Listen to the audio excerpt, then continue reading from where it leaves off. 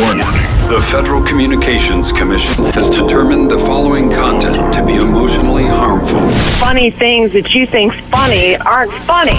Give me cocks all the time. I want cocks all over me. The Alan Cox Show kicks ass, man. Welcome. Show me what you got. You're not going to see a lot of cocks on TV. Alan Cox from the Alan Cox Show. I don't know what it's about you, but I can't even stand your voice. You know when he's Mr. Tough Guy when he's standing behind the microphone? I think you're the biggest asshole alive. It's gonna be a great show. Let's kick it. I'll say kick it, and you'll just kick it with a tasty groove, okay? 1, 2, 3, kick it. Kick it, come on. God damn it. Could you one time kick it? What the? Alan Cox. Here we go. He'll ad-lib. He'll be fine. It's the Alan Cox Show on 100.7 WMMS.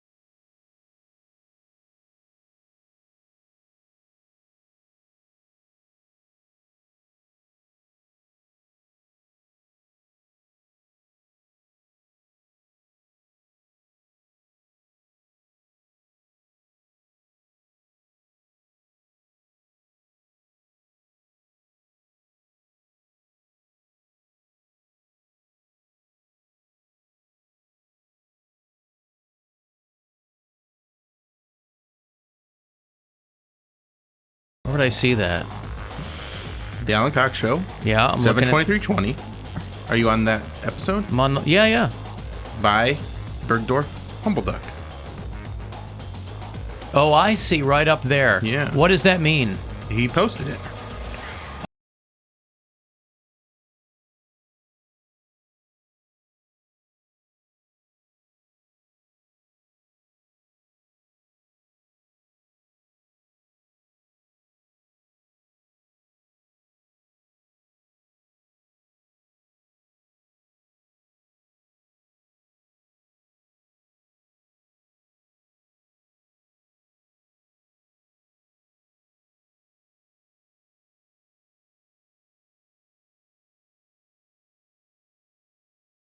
No, not an like actual screen name. I thought it was someone's Yeah. screen name. That's what I No, I'm just coming up with dumb names every day to understood. for the just I don't know. I'm losing my mind a little bit, but it's in a fun way because I'm tired of not being able to do stand up, and so I'm like, You're all right, going stir crazy. Let's find some new creative ways to just let it all out. So I'm having fun on my Instagram. I feel ya. I'm having fun on the live stream posts. So just doing what I can to make myself giggle, and hopefully some other people will giggle too.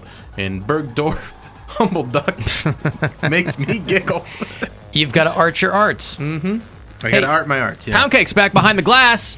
Afternoon, white people. Happy TBT. Just wait until I lay on you, Bill. Speaking of going stir crazy in the creative space, just wait until I lay on you what I bolted upright out of a deep sleep and wrote down on my bedside table last night. Now we are talking. Certain that it was comedy gold. I do that for so the show. often.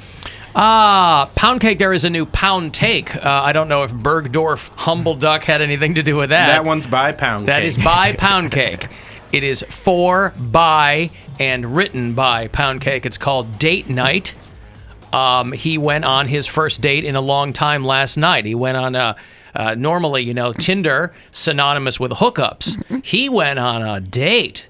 He went on a with his, where was the... A socially distant. Right. Honestly, I don't even think I've been on a date this year. This was the first date this year because you're exactly what you said. Tinder, like the last time I hooked up with that 19-year-old, it was a hookup. We didn't go on a date. I was just like, you want to watch a movie, Netflix and chill at my house, order some pizza, and then get down to business. And I send him home in an Uber.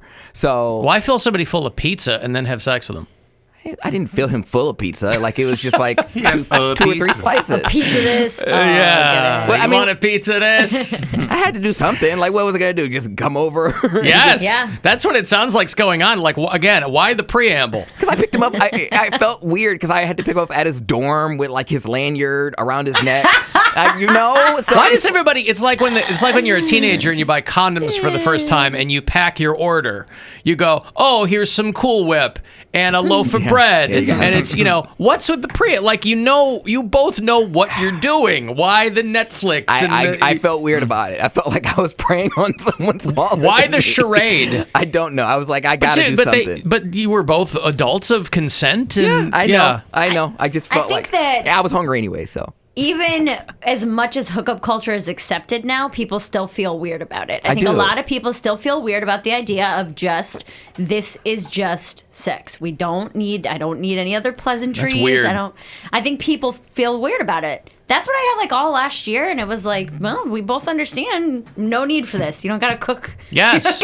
Well, I didn't feel bad once it was over. I'm not going to be your girlfriend. Right. Yeah. It's fine. You don't have to impress me. Right. There was a bad snowstorm, and I was like, I don't feel like driving him home, so I'll just order an Uber. I don't care, if I see him again. Ordered him pizza, ordered him an Uber, ordered him a lot. Everything about this guy was to go. Yeah. Yeah, so, it wasn't a date, really, but this is the first date I've been on since I've broken up with my boyfriends of last year. Gotcha. So. Well, it's all there. Poundcake's date night is this week's Poundcake, which is up there for you.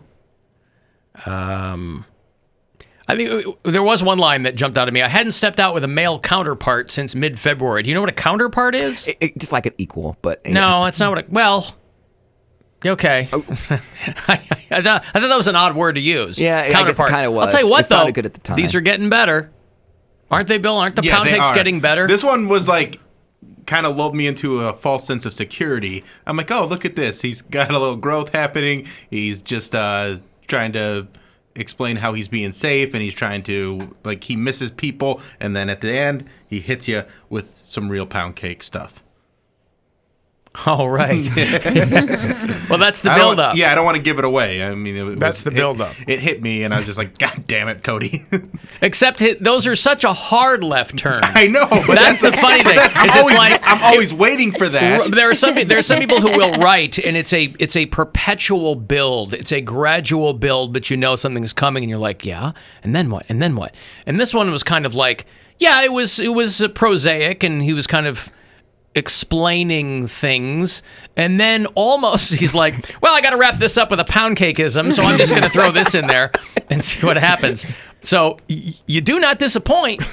It's just, boy, you're kind of chugging along, and then you go around the corner. Whoa! There it is. It's like the first time you see a horse without pants. Mm-hmm. Very, very strange. It is. It is strange. We mentioned a couple of days ago, today's Thursday, so yesterday would have been Wednesday. Nobody know what the day prior to that was. But Tuesday was National Snack Day or something like that.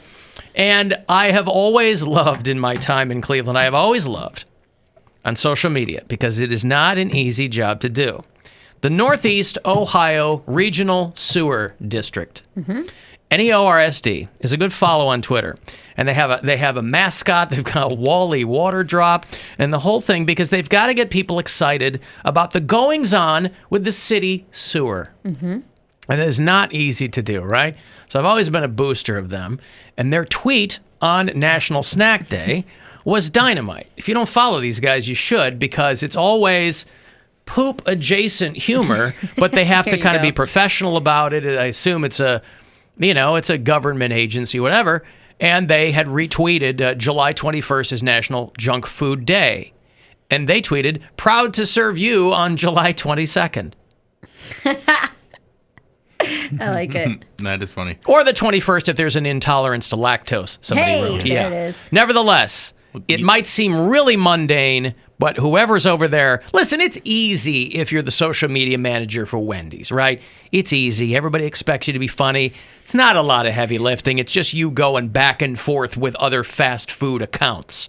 You know, it's a little bit of a thrust and parry, if you will. It ain't easy getting people to pay attention to what's going on at the Northeast Ohio Regional Sewer District. So kudos to them. Oh, R. That was missing a letter. NEORSD. I don't know how many followers they actually have, but I can assure you They're verified. it's with far too 10.2. few. There you go. 1,000. 10.2. So 10,000 people are following. Treat, tweet, repeat is what they say, serving 1 million residents. I've given up on recovering my Twitter. I can't get You're it. still locked out of Twitter? I can't get... Chris Porter is too. He put it on his Instagram. He's like, I've sent them 1,000. If anybody knows anybody at Twitter, I can't get into my stuff. Mm-hmm. Well, I just given up on trying to contact them, and maybe someday I'll be able to get back in. But I did see in that the meantime, they're still... I don't really care. They're still dealing with, I guess, the aftermath of like some super big accounts that got hacked, or they're trying to patch that up or whatever. But and I'm so low on the totem pole. Well, you're falling through the cracks. Yeah, that they're not going to worry about me. I have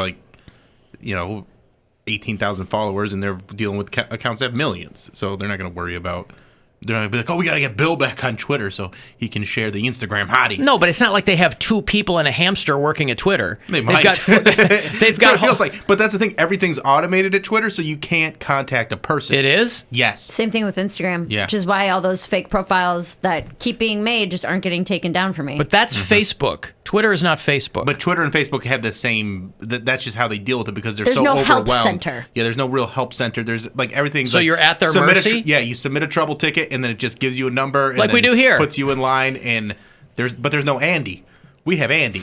If he's in the building, we're supposed to submit trouble tickets, and then you get somebody you want to talk to a person, and you get an email with like a link to a chat. Right, I'm but like, you don't even get that. Really? You don't even get that with Twitter. You're not or chatting like with that. a bot? It just says, if you can't recover your account, like because for whatever reason my email is locked out too, so they're like, yeah, there's not really anything we can do, and so I'm just like, whatever. Would you just make a new one or no? I mean, I have another account that I had for my OnlyFans that I would follow, so I just made that into one, and I'm tweeting stuff. But I don't care if anybody follows it or anything like that because it just doesn't, Does anyone use Periscope anymore? No. I thought that was a thing for like a month. It's just a Twitter thing. Well, it was for a while. I mean, I know there are people, but I just wondered if anyone around here. That was the name that you came up with reminded me of my name on Periscope was Dr. Elgin Glimrimple. Oh, yeah. He could help out.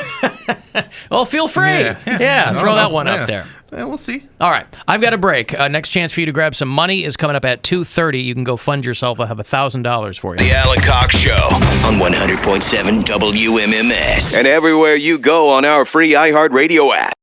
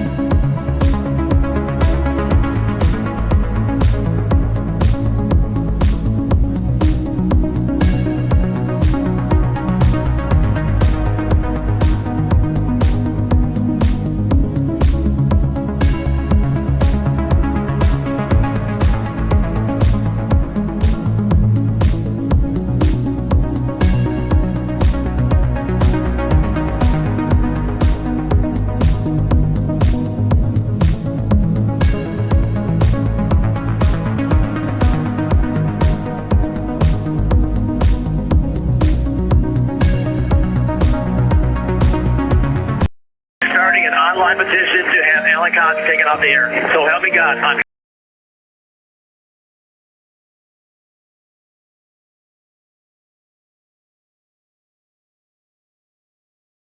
On 100.7 WMMS. I wonder what happened to Trucker Russ. I hope he's okay. He was a regular caller back in the day, and I hope he kept it between the ditches, man.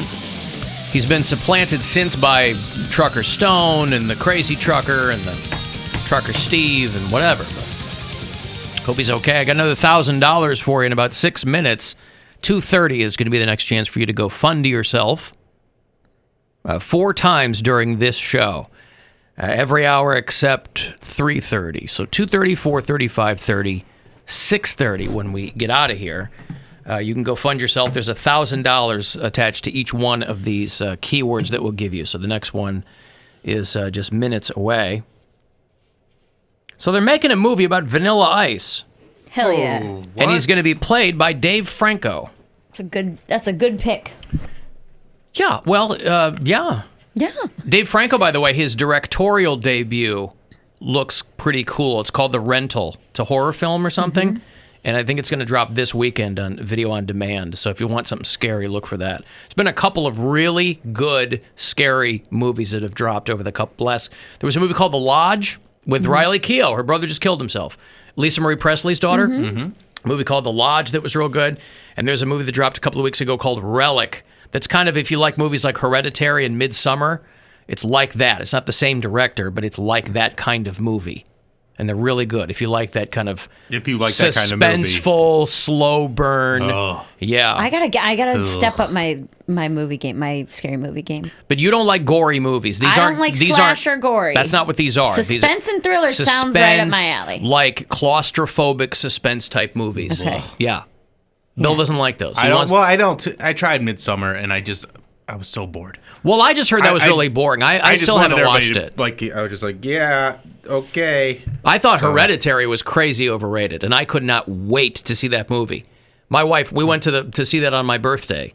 See, I don't really the year that came out, because we were like, Gwen knew I wanted to see it, and she was kind of like, meh, but we went, and at the end, we're looking at each other like, what? Are you kidding me? Like, for all the hype that movie had, it was well done. But boy, it took a long time to get going, and then everything happens at once, and you're like, oh my God.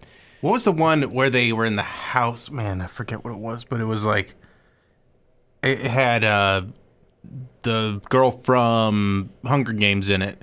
Mother with Javier Bardem and Jennifer Lawrence. Yeah. Where they're eating a baby. Ah! Something like that. Is that? I don't even remember. I just remember the whole movie's an allegory for being pregnant, and the house is the womb, and I mean, it's one of those movies you just have to go, okay, so that's what that was. Yeah, this is going to be all kinds of bananas. It's not going to make any sense, but let's have fun. And if you think it sucks, you watched it, and And that's kind of how I felt. I'm like, well, that was a movie. That was a movie. Yeah. Yeah. I think, that when I talk about like wasting time watching movies, I can't write it off like that. I get real aggravated. If I watch a movie and I hated it, I'm so annoyed that I sat there for 2 hours. I'm like, I can't just make, they made that movie. I'm sure it was good for somebody. I'm like, man, I just wasted my whole night watching this trash. But that still made you feel something.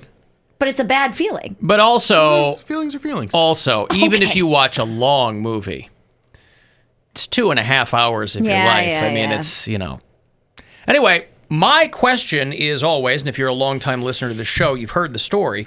My question is Vanilla Ice's fight with Alan Cox going to be part of the biopic? It should. It should be the entire arc. He and I were in a fist fight years ago. It should be one of those things where that's where it starts and ends, and then everything that leads up to it kind of happens in the movie. Where they jump around, if you'll pardon the pun. Who's going to play Alan Cox? Alan, is this your movie debut? I can't play myself. Why? Did they cast you? No. It was like 30 years ago. Oh, that too. It's about 20 years ago. For the people who haven't heard the story. Probably 30. I was on the air in Pittsburgh, Pennsylvania for many years. And there was a chain of bars that I think no longer exists. They were called Have a Nice Day Cafe. They probably had one here for 10 minutes in Cleveland. And it was 70s themed. And I used to do appearances every week at one of these in the Strip District in Pittsburgh. It's long gone now. And one summer, they were going to do their like outdoor 90s hip-hop reunion, whatever, right? A little nostalgia for you. So it was going to be like Naughty by Nature, Vanilla Ice, Tone Loc. Yeah. A bunch of other people, right? And so it was like outdoor in their parking lot, but inside you could go into the bar. It's a whole big thing. It was so much fun. The event was just great. Vanilla Ice doesn't show up for the sound check because I guess he doesn't want to be there or he's too big or whatever. So we are going back and forth. I'm talking to the managers. They're talking to his tour people going, look, if you don't do the sound check, you're on your own when it comes to showtime. Like whatever sound comes out, you can't complain about it. Well, he shows up. I mean, the limo pulls up or whatever. And I've brought on a couple of acts already. And in between bands, he comes up and he's ranting and raving. Now, I don't know. He could have been drunk. He could have been high. I don't know. But, you know, time is of the essence. We got to turn the stage and the whole thing. And so he comes up and I'm up there and he's talking to people. I'm like, bro, I'm kind of trying to insert myself and go, hey, I'm the guy that you want to talk to. I'll help you in any way that I can, whatever. Yeah. And he just kind of gets all puffed up and who the hell, you know, takes a swing. I duck. I clock him. He kind of goes back on his heels a little bit. He looks at me like he's going to come again. I go, just calm down, Rob. You know? And he split and didn't do the show. So he was probably drunk, you know. But anyway, the venue had like paid for flight and hotel, all the things that you do for a show. So my curiosity is, it would be a great way, like Bill said, be a great way to start the film. You know, some films will start with something in the middle of their story. Yeah. And then they'll freeze frame it and they'll go, boy, I didn't know. Scratch. Yeah. I bet you're wondering how I got here. That's right. You didn't get your ass handed to you for that? Me? Yeah. He took a swing at me. I know, but still, sometimes bosses would be like, well, you shouldn't have provoked him. I'm sure it was your fault. It wasn't 1992 Vanilla Ice. It was 2001. 2001. That's a different Vanilla Still, Ice. he's the talent. He's only a couple years older than me. I mean, right, but I'm saying he didn't have the heat that he had. If it was 2000, if it was 1992 or 93 when he was at his peak, then there'd been some trouble. I don't care what year it was. If it was 1992 and somebody takes a swing at me, I'm going to take a swing back at him. I understand that, but I'm saying they would have been more upset. But they were probably like, well, he is a douchebag. Well, they were pretty upset. I mean, he was a headliner. Yeah. And, you know. But, Dave Franco is going to play Vanilla Ice. I think Dave Franco's doing himself a disservice because he's way hotter than Vanilla Ice. Vanilla Ice is not a bad-looking guy, though. He was just in The Wrong Missy. He has a cameo in that movie, the David Spade movie. But, and also in 2001, you're talking about Heat, he was technically touring on his comeback album, which was him trying to do like the rap rock thing. Yeah. It was remember that? Bad, yeah. It was called Hard to Swallow.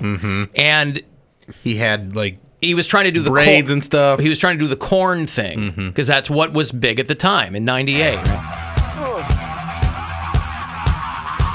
Now the industry has got me thinking twice. Fake friends around my mix, gotta shake 'em like dice. Let the whole world know I can't go for that joke. My girl knows that I got dough to stack and every cold to sack. From the streets to the clubs, I'm making hits and everybody showing love.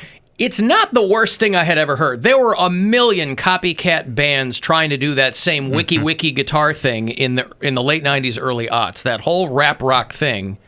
You had some really good bands and then mostly awful ones. There was no middle ground. So it was like, well, I would be interested to see how this is going to play out. We never got a chance to see that. But they didn't even get a chance to see Ice Ice Baby or nothing. Because this guy couldn't keep it together. Do you have the Ice Ice Baby, the rap rock version that he did? No.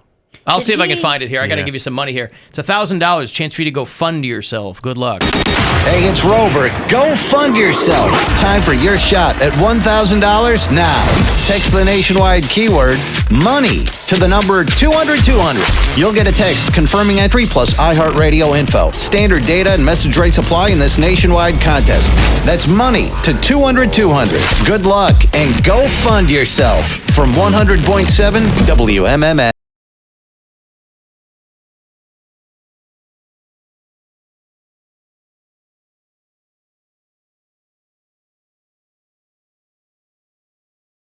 So that one was called Too Cold, and, he's trying to do his thing. He started out, I think, playing rock and roll, and then he got into hip-hop and pompadours and Teenage Mutant Ninja Turtles and the whole bit, but I think it's What an odd guy. I got to tell you, that's an odd movie to make. Somebody goes, let's make a Vanilla Ice biopic. I don't think anybody wants that. Well, it would be interesting. It's going to be called To the Extreme. I think the whole plot line will revolve around how he got his biggest hit stolen by what's his name? Freddie Mercury. Queen in the past. No, time travel movie. He's doing a bit. No, the guy from Murder Inc. or damn it, I can't forget his name. He's in prison now. You can't forget his name? I can't remember his name. What song? Ice Ice Baby. What song? Somebody didn't remake that song. No, he got the right stolen from it. Somebody. By Suge Knight. Suge Knight. I couldn't remember his name. Oh, It was on Suge Knight. Oh, yeah, I see. I think that's the biggest. Death Row, not Murder Inc. I was like, Murder Inc. is Ja Rule. I can't get. I was. It was on Murder my Inc. tongue. Murder Inc. is like the Mafia in the 20s. Speaking of the Mafia, great documentary on Netflix that just dropped called Fear City. And I guess it was too long to make it one thing because it's only 3 episodes. Is that a Halloween store? Could be. They move around every year in different like empty Kmarts and stuff. Yeah, they shot this documentary in an old Best Buy. Mm-hmm. It's called Fear City, and it's how the FBI took down the mob in the 70s and the 80s. And you know there's going to be a Trump cameo in here. So I'm waiting for that, but it's really good. And it's fascinating. It's like Bill started watching The Sopranos, you know? Yeah. I don't know what it is about mob stuff. It's just, I think, It's fascinating. organized crime. It 'Cause just there's a takes glamour to so well. There's a glamour to it, and there's also like a code to it. Because I just watched an episode where there's a coach that sleeps with one of his students, and they want to do things their way, but then they're like, we'll let the law handle this one. It's you know, and there's just a camaraderie too. I think I like it because of the organization. That's what I was just about to say. I like the organized crime.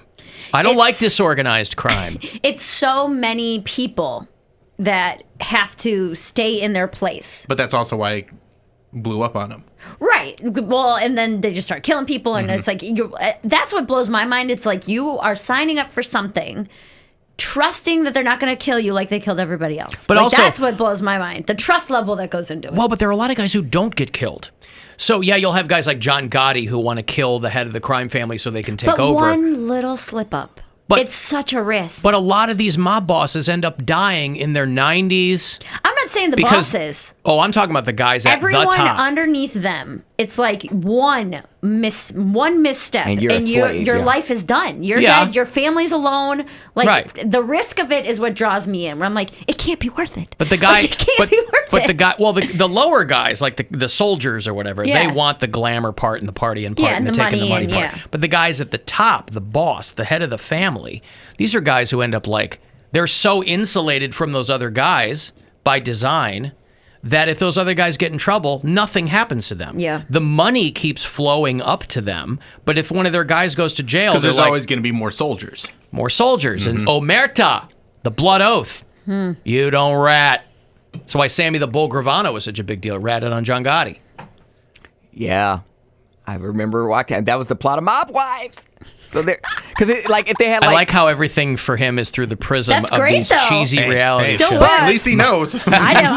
I'm He probably knows clueless. more I about it remember than I when do. Big Ange talked about her husband. Well, no, his daughter, Sammy the Bull Gravano, Karen Gravano, was on that show. And She was? Yes. She went to prison for like 7 years. Yeah, and they talk Wow. about that too, how her dad, she was actually the person running like the meth lab and everything, but her dad took the rap for her. Like, didn't take the rap. They all went to jail. Sammy the Bull, so stupid. She would have served more time. He rolled over on John Gotti, and Sammy goes into witness relocation. So he and his family, they give him a new name. They go to Arizona. He's like Henry Hill at the end of Goodfellas.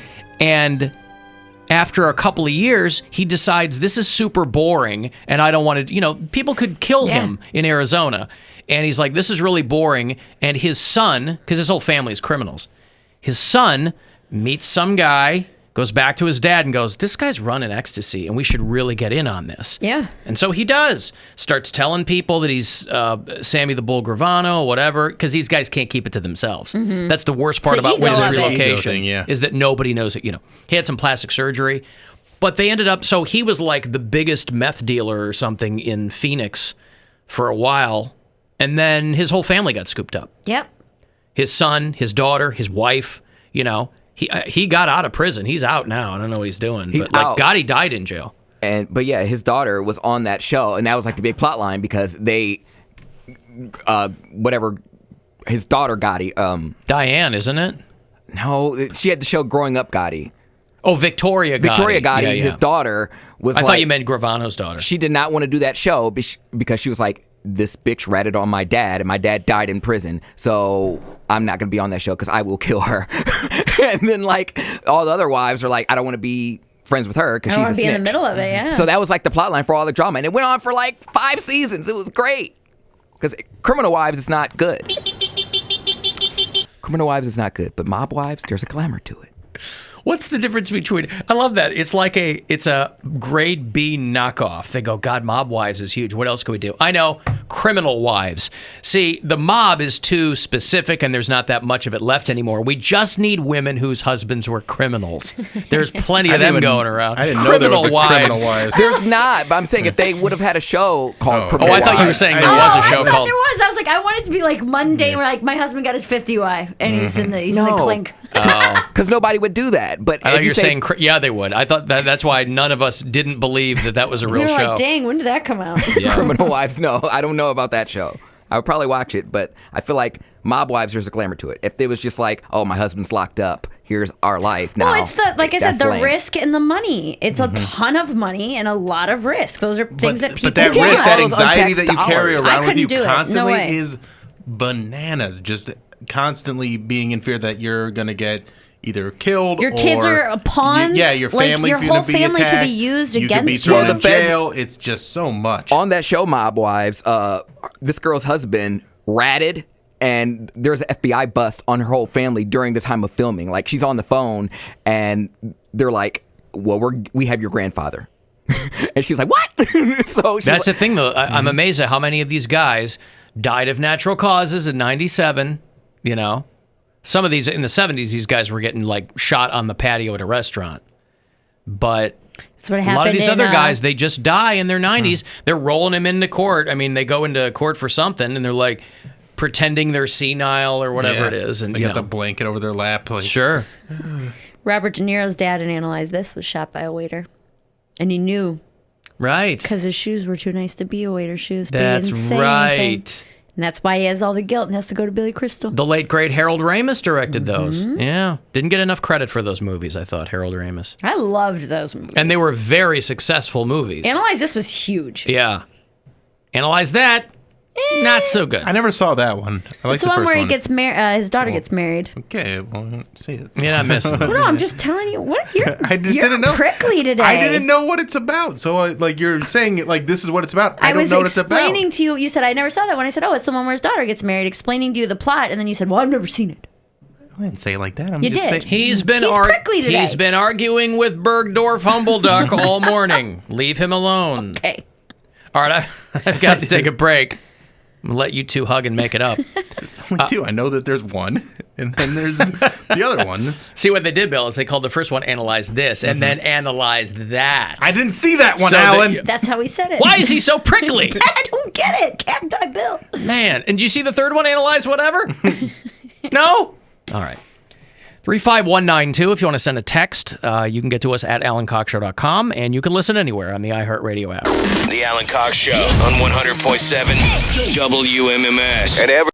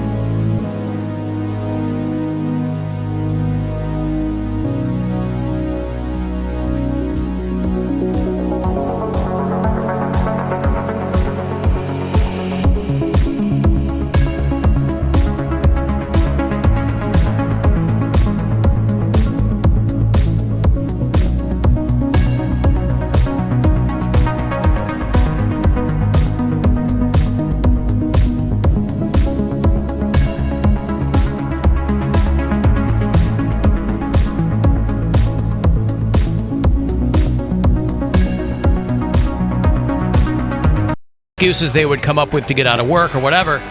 And that one guy texted me and said, I had a friend who couldn't go see her dad when he was dying in the hospital because of a lie that she was trying to keep going. And I, just as an aside, I said, boy, I'd love to hear more about that. And he wrote me. Nice. He said... This is the movie they should make, not the Vanilla Ice. The girl who lies about... yeah. So he said, so my buddy moved to Myrtle Beach to be a firefighter and met his now wife. And the girl was one of her friends. She was terrible. She grew up in Myrtle Beach, but was supposed to be in medical school in Florida. And during that time, her dad had cancer and was in the hospital. So she's still secretly living in Myrtle Beach. So she's secretly living in the place she in grew town, up. So she's got to be in town. So she could run into people at any moment. Partying with her friends and pocketing the tuition money and not visiting her dying dad, even though he was around the corner, because she had to continue the lie that she was in Florida going to medical school and effectively stealing. So dad's paying for medical school. Because I was like, wait, if you're just pocketing tuition money, if you're getting government loans, you still got to pay that back. It sounds like dad was paying for medical school. Yeah, that's what I thought. She was taking the money. I still don't understand why she couldn't just say, Dad, I heard you had cancer and you're on your deathbed. I just flew home to see you. I didn't tell you or anything. Yeah. But I don't understand why she couldn't just pop in. No, she could pop in, but then he's going to have questions about how school's going and stuff like that, and she's got no answers, so she thought it was easier to just say, I can't make it over there because too much is going on with school. Wouldn't you just sacrifice? Wouldn't you just give it up at that point? Like, Dad, that's where you aren't a terrible person. I think he is, but I think he... Not like this lady, though. This lady is most people would do that. Most people would come clean. Anyway, she eventually came clean because her boyfriend told her that if she didn't, or somebody's boyfriend said, if she didn't tell her parents, he would. Oh, wow. He said, so she doesn't even get credit for coming clean. Wow. Also, this same girl, my buddy's wedding was on a cruise, and at one point, this girl was punched by a black woman in an elevator on the ship because the woman claimed that this girl called her the N-word, which obviously she denied. I didn't believe her, and this poor black lady had to spend her vacation locked in her cruise ship cabin. Because they can't, because call the they cops got in a fight, because of this girl's trash racism for no reason. I thought they had a gel on board. They probably just make Like you at Brown stay Stadium? in your cabin. They're like, They you had the stay, brig, we'll bring right? you food. That's what they did on the Love Boat. You had to stay in your cabin if something bad happened. And then you're up there, you can't even hang out with Bert Convey or Mary Lou Parker anymore. Who are some Gavin McLeod would come by. I just know and talk to Isaac you. was the name of the bartender. I don't know who played him. Oh, Isaac was I don't remember. It was Ron Washington Jr. or something like that. That's the guy from Barney Miller. Ted Lang. Lange. Ted Lang was Isaac. Okay. On the Love Boat. You had Gavin McLeod. You had Bernie Capel, who was the doctor on the ship. I don't think I ever actually saw an episode. I think I maybe watched the intro a bunch, but I don't think I ever actually stuck around for an episode. Felt too adult for me when it was on. I was punching around on the way home the other day, and there's a yacht rock channel that I'll tune into sometimes. Oh man, I've been yacht rocking like a mofo. And I never realized that the WKRP in Cincinnati theme song is a full song. I thought it's called WKRP in Cincinnati, and the guy who did, and I thought, oh, they're just playing the little theme song for the show. Yeah. It'll be 45 seconds, nice and tight. No, it's got verses. Oh, lyrics? Yep, it's a guy who I'd never heard of the guy before, but it's a full song. I wonder if I could find that. Steve Carlisle did it, and it's called WKRP in Cincinnati, obviously. And it's about 3 minutes long.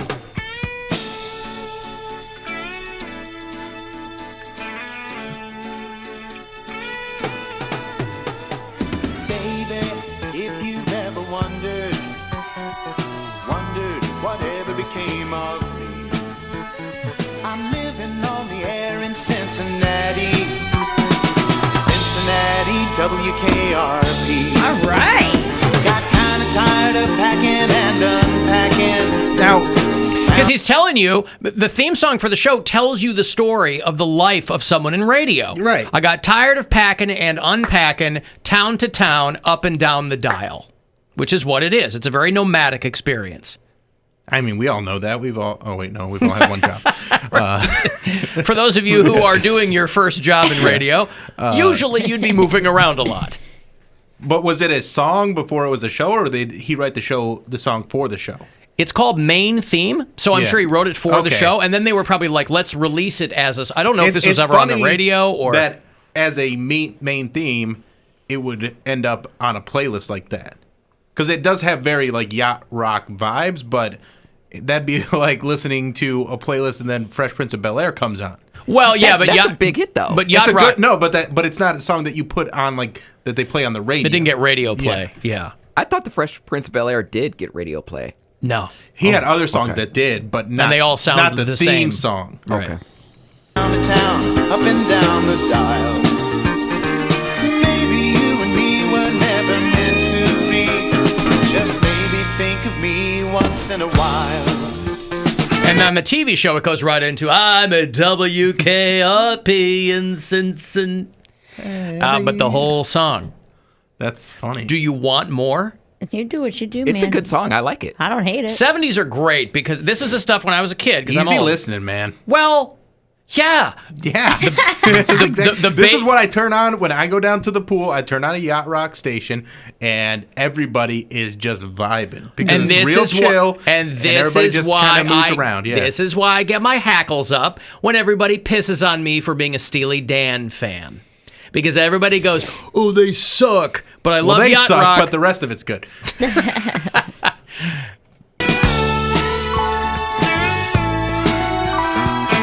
are too many bridges in the song, though. I will say that. A lot of bridges in Cincinnati. Are there? At least two. Hardest thing I ever had to do. He's leaving his gal behind. Broke my heart in two, but baby, pay no mind. The price for finding me was losing you.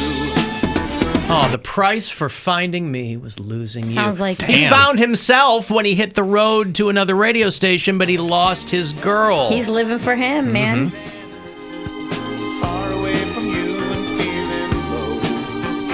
It's getting late, my friend, my love, I miss you so. Take good care of you, I've gotta go. I've gotta go, baby. I've never heard of this guy. I don't know what he's doing now. I don't know if he ever had another song ever. I assume he's just famous for this. So much of this. It is a lot. It is a lot. It's a 9-minute song.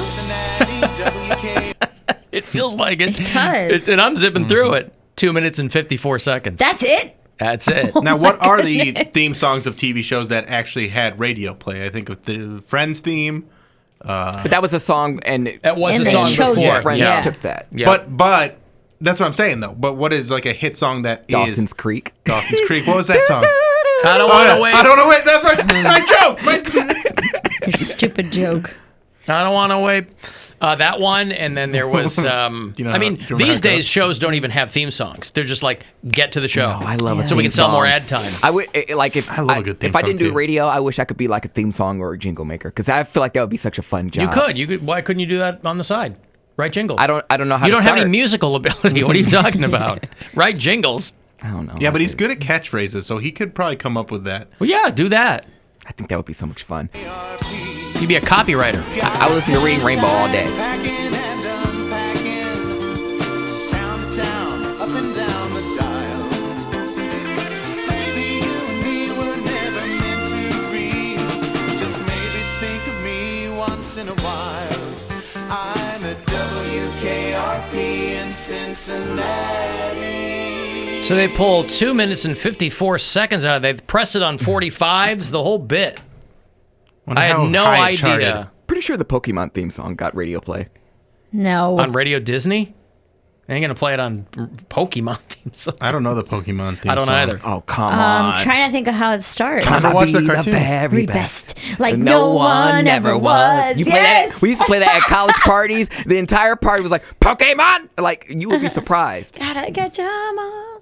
The Greatest American Hero theme song. There you go. Believe it or not, George isn't at home. Please leave a message. The Love Boat? Yeah, that song That was a song. the show itself. It did. Yeah. It had a much longer life than the show. I loved that show. When that show was on, and I think it was only on for 2 years, both of those years I was that guy for Halloween. I had head-to-toe red jams on, and my mom... And then for our superhero bar crawl a couple years ago. Oh, I was. That's right. I was in all... I had to buy, like, red jeans, and yeah, that's right. Loved it. Alan, if anyone says Steely Dan sucks, I'll fight them for you. Did you just not hear that I punched Vanilla Ice? I am just fine defending the Dan. Steely Dan sucks. People who don't like Steely Dan, I put it this way. People who don't like Steely Dan are not musicians. Yes. No matter what kind of music you like, if you are a musician of any kind, you will appreciate Steely Dan right, for here's the thing. something. People go, they suck. I go, what instrument do you play? I don't. There's your answer. Here's the thing. I have no actual problem with Steely Dan. Well, a lot of people do. My wife calls him Steely Bland. She hates him. I like getting you worked up. Listen, That's fun. I have... Someone's got to represent on the show. It used to be Erica. She's moved on. So now I have to be the one that needles you about Steely Dan. It doesn't even bother me anymore because... I've Sounds come like to, it does. No. I've come to terms with it. No. What bothers me is just what I said. When people go, Steely Dan sucks, but boy, I love yacht rock. You're like, they're the same thing, right? I mean, Steely Dan is quite a bit more complex musically than yacht rock. Nevertheless, Alex Trebek turned 80 yesterday, and he's still alive. He's still battling pancreatic cancer, and they have just... Well, he's Canadian. What's that in American years? Oh, he's probably 130. Yeah, right. Yeah, but he's lived here for long enough where I'm sure it's whatever sickness is endemic to the American spirit is probably in him.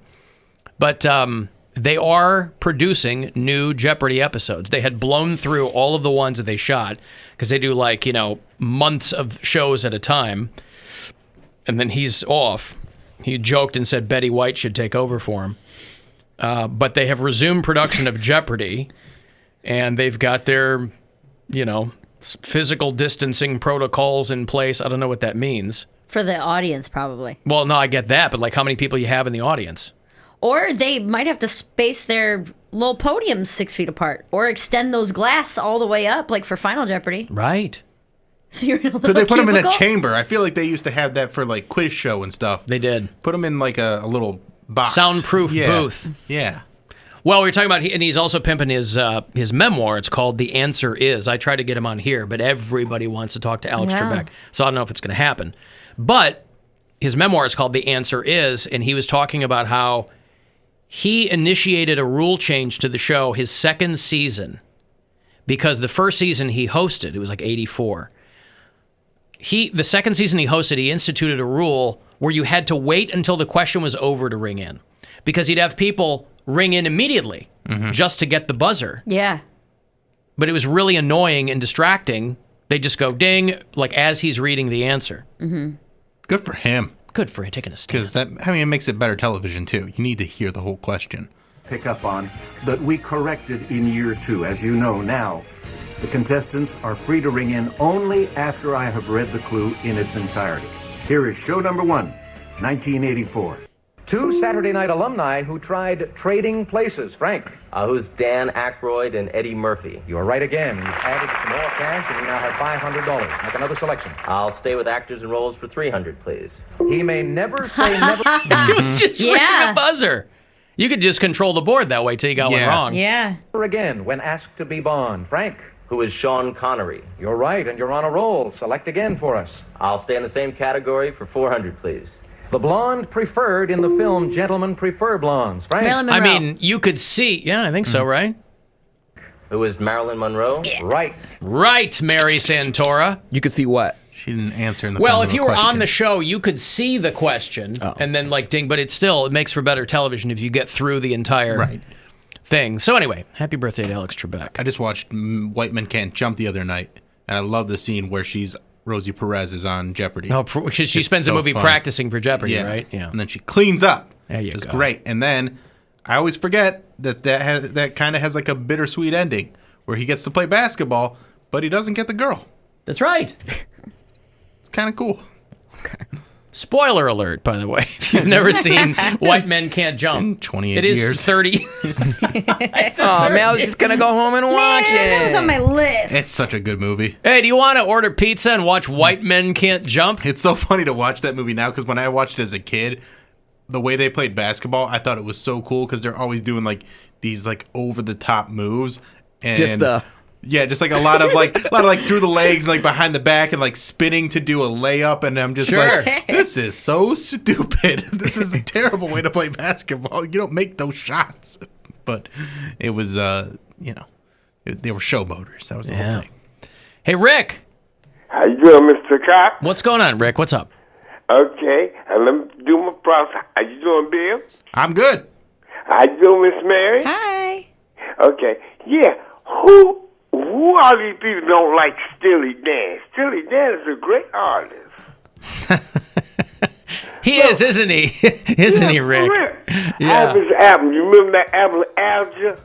Asia, yes, I do remember that. Yeah, correct. That was the high water mark for that band for a lot of people. Yeah. They got Ricky Don't Lose That Number, Peg. Did you have it on? Did you have it on vinyl? I got on vinyl and CD. And CD, all right. No, I got it both ways. Is that the only one that you've got from them?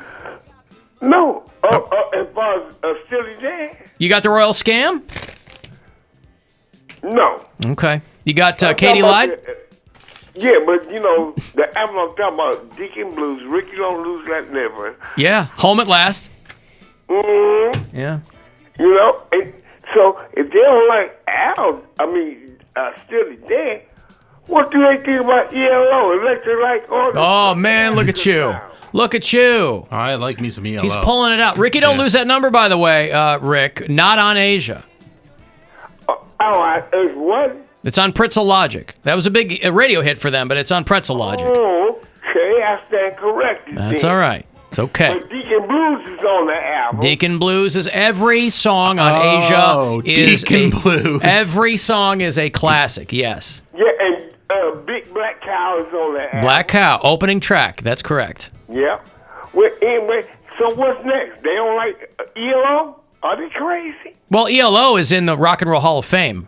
I think Steely Dan is too, but still. Yeah. Yeah. Well, I just called in because I'm like, I know you say you like Steely Dan. I'm like, That's right. I'm glad you're on my side, Rick. I'm always be on your side, my friend. All right. Thank you, pal. Bye. All right.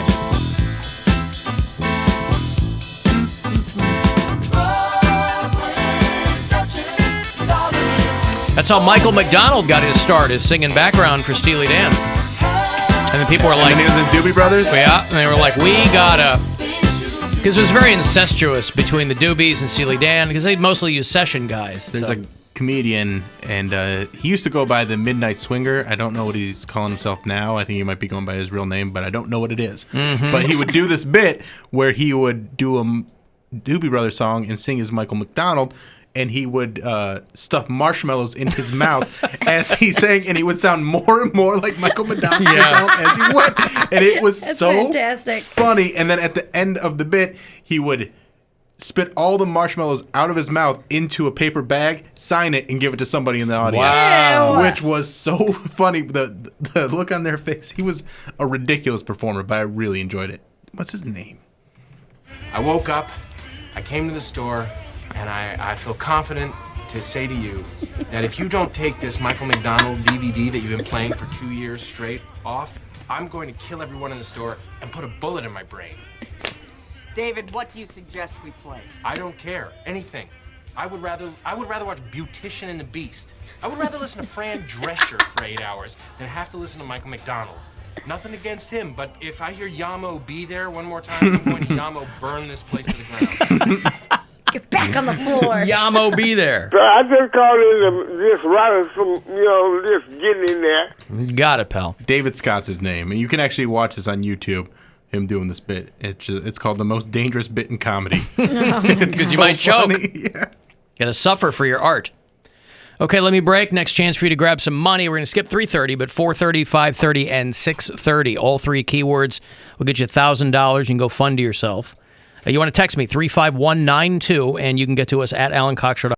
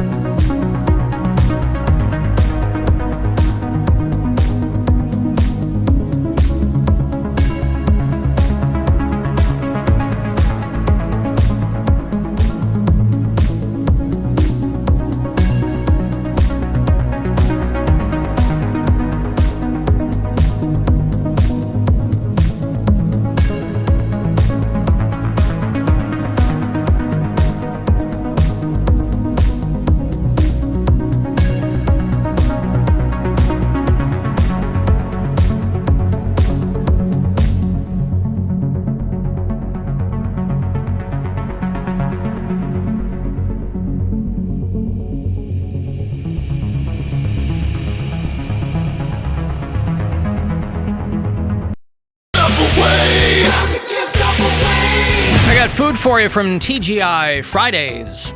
Summer of Fridays, I'm going to give you $50 to TGI Fridays to check out their new butcher shop. Enjoy fresh meal kits and meats from your local TGI Fridays. Quality, ready for you to prepare at home with all the fixins and sides. You can order at TGIFridays.com or call the TGI Fridays near you. They're in Westlake, Strongsville, Menor, Brooklyn, Greene, and Stowe. Go forth. Do likewise. Good luck. Caller 11-216-578-1007 or 800-348-1007. You may not like what he has to say, Let's hear what the idiot has to say. but you're gonna love what he doesn't have to say. Love. Alan Cox on 100.7 WMMS.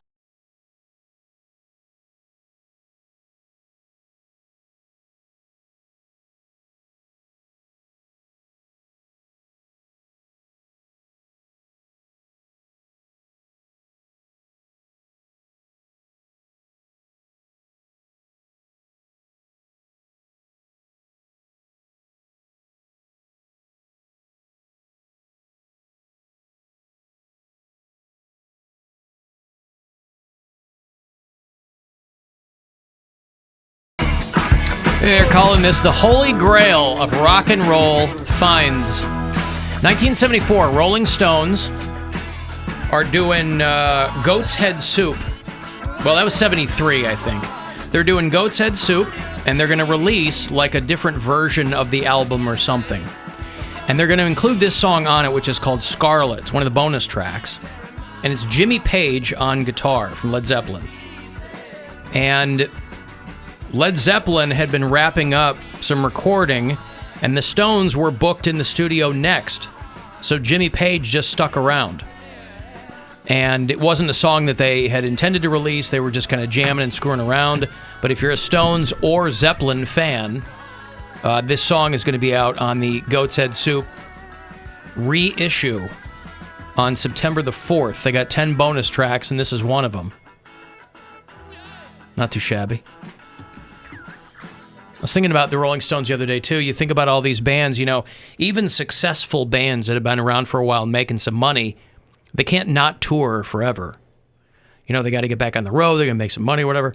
Stones are kind of breathing that rarefied air where they've been around so goddamn long and made so much money. If they never tour, you know, this might be the thing that gets them to go, yeah, we're done. I mean, you know, I think they've been doing, I don't know if they were officially doing a farewell tour. You think of a band like Kiss that's been doing a farewell tour for 25 years. But the Rolling Stones, you know, they had their 50th anniversary tour a couple of years ago. So they're well north of 50 as far as, you know, Pink Floyd, 50th anniversary tour. Well, these old bands, or The Who, rather, not Pink Floyd.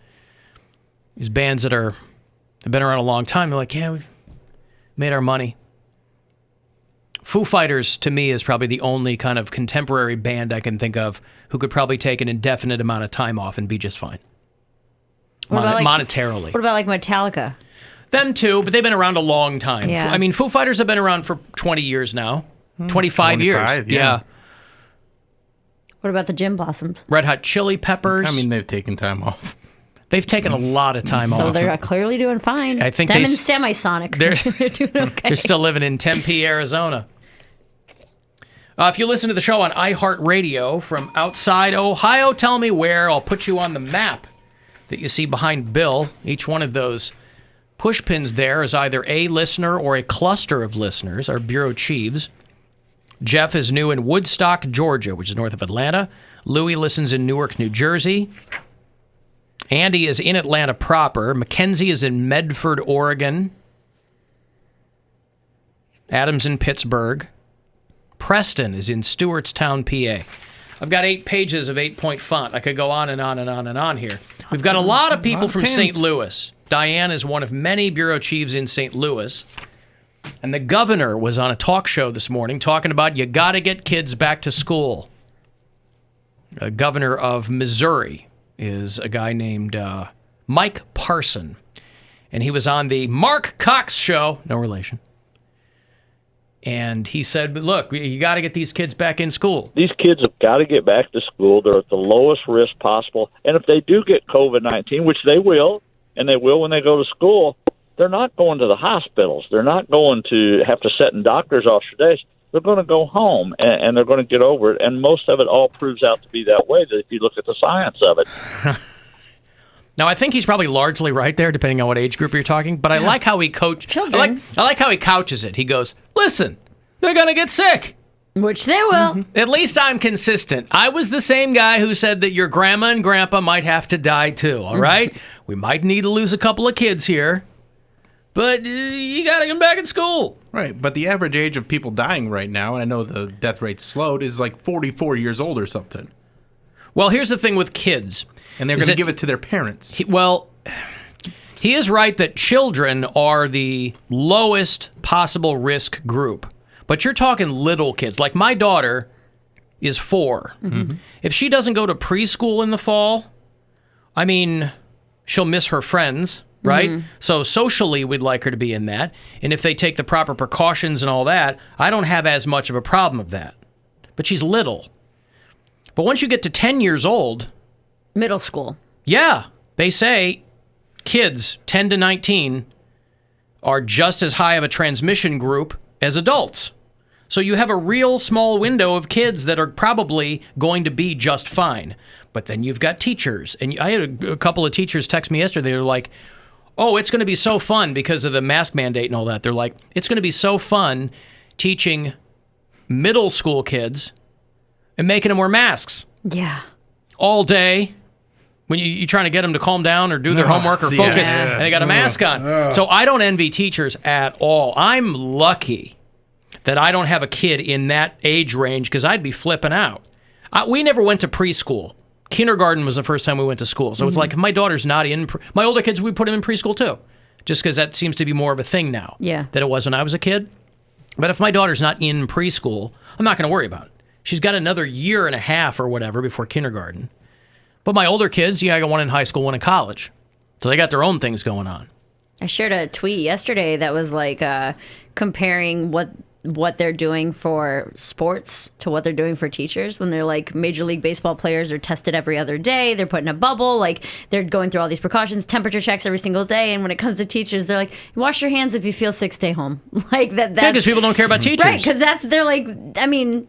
literally shaping the future of your children, but they're like, but shortstops. Like, that was the whole point People of the don't care tweet. about teachers. And it's just, when you think of it that way, it's like, damn. Listen, parents desperately want to get their kids in school, and I fully understand that because you can't have any kind of economic recovery without childcare. And that's largely what school is. A lot of teachers will tell you they're glorified babysitters. So fine. But literally, even with as much as people want schools to open, theoretically... practically, they're like, they do these huge surveys. 8% of people say schools should be open. Mm-hmm. Those are not good odds. Right. To tell people, open schools. So I don't know, but I like the way that guy couches it. He's like, look. They're going to get sick because they're kids. They're going to get sick. But they're not going to die. I mean, some of them are going to die. But It'll be the sniffles. Yeah. Come on. I was reading about a convent in Michigan where 13 nuns have died. From COVID? Anytime you want to step up, Jesus. Just... you know, Livonia, Michigan. I know where that is. It's right outside Detroit. 13 sisters at the convent have died in a month. Now. It's that vow of chastity. That's what it is. Died of being horned up. The women aged 69 to 99 were all members of a convent in Livonia. On Good Friday, 99-year-old Sister Mary Louisa died. By the end of the month, 11 other nuns had passed. 17 more were infected but recovered. A 13th sister died a couple of weeks ago. They were all longtime members of the convent, so they all lived together. Yeah, but so you're in a confined space. Obviously, it's not. It's going to be real hard to not transmit it. But that's the risk group right there, though. Nuns. 70-year-old ladies who don't believe in medicine. I mean, come on. Like, they believe in medicine. Nuns? These aren't Christian scientists. These are Catholic nuns. Yeah. Contrary to popular belief, Catholics do believe in medicine. Are you sure? Yeah, I grew up what hardcore Catholic. Yes. That's the thing, boy. When I see all these anti-kneeling people, I'm like, where were these people when I was in Catholic school, by the way? Yeah. So much kneeling. I had to go to Mass every morning, up, down, up, down, up, down. I should have the knees of a football player. I'm lucky I don't. They didn't mind kneeling in Catholic school, boy. Hey, Susie. Yes. What's going on? Not much. I'm just, thank you for appreciating teachers. But I think people forget that the average teacher is not in their 20s. They're older. And we are more susceptible if you have an underlying health risk. And we could bring it home to our families. Some of us have elderly parents that we're trying to take care of. We won't be able to see them. I think that's coming into very clear focus for people. There, you see these more and more stories of teachers that are like, I guess I have to retire because I shouldn't have to choose between work and potentially dying. Well, I mean, some districts are offering if you have a health risk, you can go virtual, but those positions are not, there's only a few of them, and you have to bid on it. Right. You have to prove that you are a health risk. And on top of that, unfortunately, the governor decided to take away money from schools. So there's a shortage for subs, which there's been for years. And the school districts can't afford all of the things that they wanted to be put in place. There's no money. Yeah, there were when it comes to schooling, there were already so many unfortunate dominoes that had already fallen that coronavirus coming through was basically like a sledgehammer to all of the already fallen dominoes. Hey, Susie, what would you like to say to the people that are saying if you're a teacher and you're not willing to go to school, you don't love your job?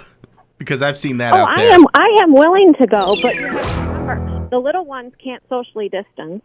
Right. And you say the middle schooler kids, well, won't it be funny when we decide to take our mask off and be defiant? I hope they don't do that. I hope they take this seriously. But you do have some kids that are going to be defiant. They're not going to listen. And yeah, I'm noticing there's a lot of adults like that. There's a lot of adults acting like fourth graders. Exactly. Yeah. Hopefully the kids will show the adults how to act. Yeah, good luck. It's pretty sad that it's come to that. Yeah. Hey, maybe take your cues from the fourth grade. Let's completely revert the parent-child experience. Yeah, I don't... I do want to go back, but there's not enough subs if we get sick. There will not be enough subs in any school district to cover the classrooms. There just isn't. Yeah. It's not worth the money to be a sub right now. Right. And unfortunately, the way we fund schools in the United States, especially in Ohio, is not great. You know, we need to come up with a better system. Boy, you'd What certainly... that system is, I have no idea. You'd almost think that people were lying when they were talking about how much they love our children and how our children are the future and, children. Oh, we've got to take care of the children. It's almost as though they were just using that as an excuse, but that can't be. How am I supposed to explain to my child gay marriage? How are you supposed to explain your parents dying? Right. Mom and Dad were gay, Bill. That's what happens. I appreciate the parents that did pass levies this past year. They realized how hard our job is because they actually had to do it.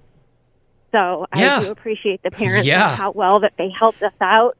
And it takes a team. It takes a village. And right now we need to be the village. And I feel like some people are just not seeing that. Yeah. I think teachers do want to go back. It's best practice. But right now, we don't have the money to go back. The village is overly heavy on idiots right now, Susie, so I'm not sure that your wish will be granted. But thanks for the call. Good luck out there. You can hear in her voice, like, no, she's trembling. She's shaking. Well, and, I couldn't tell if she was nervous or jogging. I don't know what's going on. I think she's just passionate. Like, this is something she cares about. And she did, like, teachers there, you don't care about your job, teach my children. You know what I mean? And she's like, I desperately want to do that. Hey, Susie. Yeah. Do you want to talk to somebody who thinks that teachers are hypocrites? Say that again, I'm sorry. I said, do you want to talk to someone who thinks that teachers are hypocrites? Sure. Hey, Stacy. Yes. Yes. Go ahead. It's me again. You're talking to the same person. You never hung up on me. No, I know. I want you to hear what Stacy has to say. Oh, okay. So I work in healthcare, okay, and I have 3 kids that are all school age, okay, and I was home with them in March and April and May, and I guess my question for some of the teachers is, what makes your job any more essential than people who work on the front lines? You're making it sound like, you know, during this whole shutdown, have you guys gone shopping? I'm sure you guys all have. So the people that you go shopping with that are the cashier at Target are equally as exposed to COVID as you guys would be going to the classroom. So I guess But there's not 40 people in the room with them. they're so worried. Well, and I appreciate that. And I'm not trying to single out teachers that we're the only ones at risk. Absolutely not. Anyone that's an essential worker, of course, is at risk. And I appreciate that. However, sometimes when you work with children, they can't socially distance. They won't wear the mask. They can't wear the mask. Some of us don't have the equipment to protect ourselves. That's what I'm saying. Well, I mean, Okay. like Dr. No, Fauci and I understand, said, but if you open up think schools, right it's now- just going to be if you open up schools, it's going to be a ripple effect. You're going to get all those kids on a bus. Districts can't afford to have 11 kids on a bus. There's no way. You can't have one child in a seat and then get all these kids to school on time. A, there's not enough buses, and B, there's not enough bus drivers, and most importantly, there's no money. So And I think agree it's with like you an on where onion. you when said, you when you know, you it peel takes it a back. village. And that's where parents need to help, you know, and maybe Right, provide and rides they and have. stuff like that for kids. They have. And the school only has so much space. You're going to have 100 kids in a cafeteria room? That's not going to work. And Stacy, get kids in the hallways. just to jump in, Stacy, the point here overarching is that parents desperately want to get their kids back to school because they Right. don't want to teach them anymore, and because it's not their job, and because they're not trained for it, and because they are working, and it's been a huge inconvenience, and so that's why teachers are essential. Completely agree with And that. I'm not saying anyone's more essential than anybody else. I do want to go back. I want the kids to go back. They need to go back. Not just for the academics, but their mental health and their socialization, like Alan said. Well, and listen, we only have- I know that you want to be diplomatic, but I will say it. Some people are more essential than other people. The checker at Target is not going to teach your kids. Correct. Okay, listen. I mean, we only have so many bathrooms. We only have so many sinks. We only Right. have Okay. Thank you, Stacy. I appreciate the call. Thank you, Susie. I'm going to let you go. Yeah. Thank you. Bye. Okay. Figured to let them go at it a little bit. Hey, Kat. This all hurts my feelings. I really don't like this discussion. Why? Why? Because it's very Snowflake. Because it's complicated? It's very problematic. Yes. It's not problematic. It's just that people are for the It is first time in a- problematic. Yeah, but it's for the very- first time, it's like these people are. I don't even know how to say it. It's like Hurts your feelings.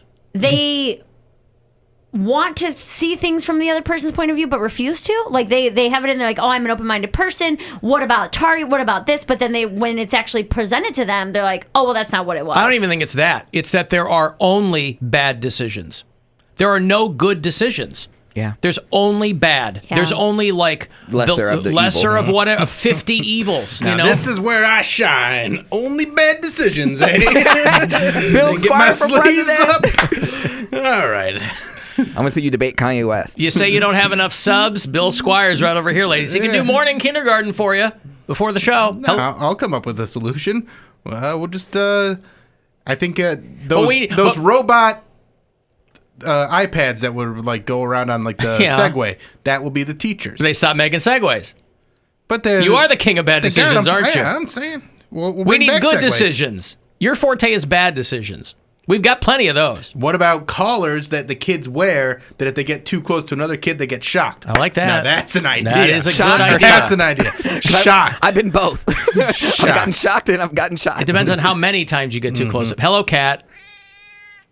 Hi, guys. What's going on? I just had nothing. I just had a crazy experience. I have 2 kids in daycare, and one is 2 and the other's 8 months old. Oh, God. And they came down with a little cold, like sniffles and a cough. So I went to daycare on Monday, and I said, hey, guys, here are the symptoms, because they have all these procedures in place, which is great. And they said, okay, they can't come back until they're symptom-free for 48 hours. Right. Or they get a doctor's note. So I was like, okay, I'll call the doctor and confirm that it's fine. So we go to a virtual visit with the doctor, and the doctor says, oh, they need to get COVID tests. And that could take 4 days. And I have work the next day. Right. I'm like, wait, I can't take off 4 days of work. I'm a hairstylist. So it's Thursday. They get my appointment. Today is a COVID test. So I went downtown to the closest one, which is 45 minutes from me, take my 2 children who are screaming to get their nose swabbed. I mean, this is just crazy. I wait Oh, in my line in God. the rain And then now I have to wait 4 more days to see what the result is.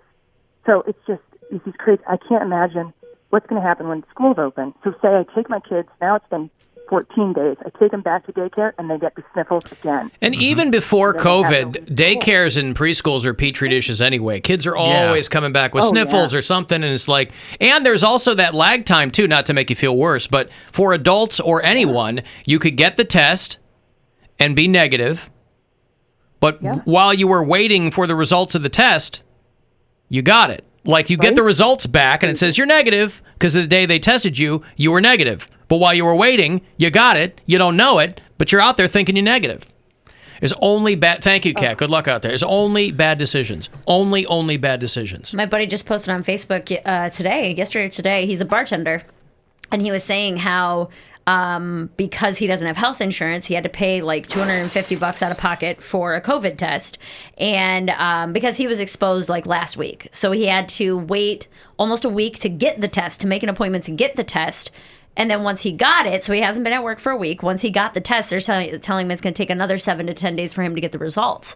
So even then, he's like, so now I was, exposed working with somebody who has it. I'm taking 2.5 weeks off work because you guys can't responsibly have a Miller Lite. Whereas people just aren't thinking about it. Yeah, it's wild. All night school. That way we can keep the class sizes smaller. The teachers are will prescribe them some Adderall so they don't get to sleep. Wait, do you mean only night school No, or school it's all day. 24-hour school. Gotcha. It's 7-Eleven school. Waffle House school. Always it's open. just always open. So in weekends are going to be staggered, like days off or anything like that. It's all going to be staggered to keep the kids from the overcrowding and stuff like that. No. Necessity's the mother of invention, as we know. Perhaps we're on the precipice of creating an amazing new world for ourselves in the wake of this plague. We got to figure stuff out. Okay, I've got a break. About 45 minutes away, around 4:30, is going to be your next chance to go fund yourself and grab $1,000. If you want to text 35192, AlanCoxShow.com if you want to watch, and you can listen anywhere on the iHeartRadio app. The Alan Cox Show.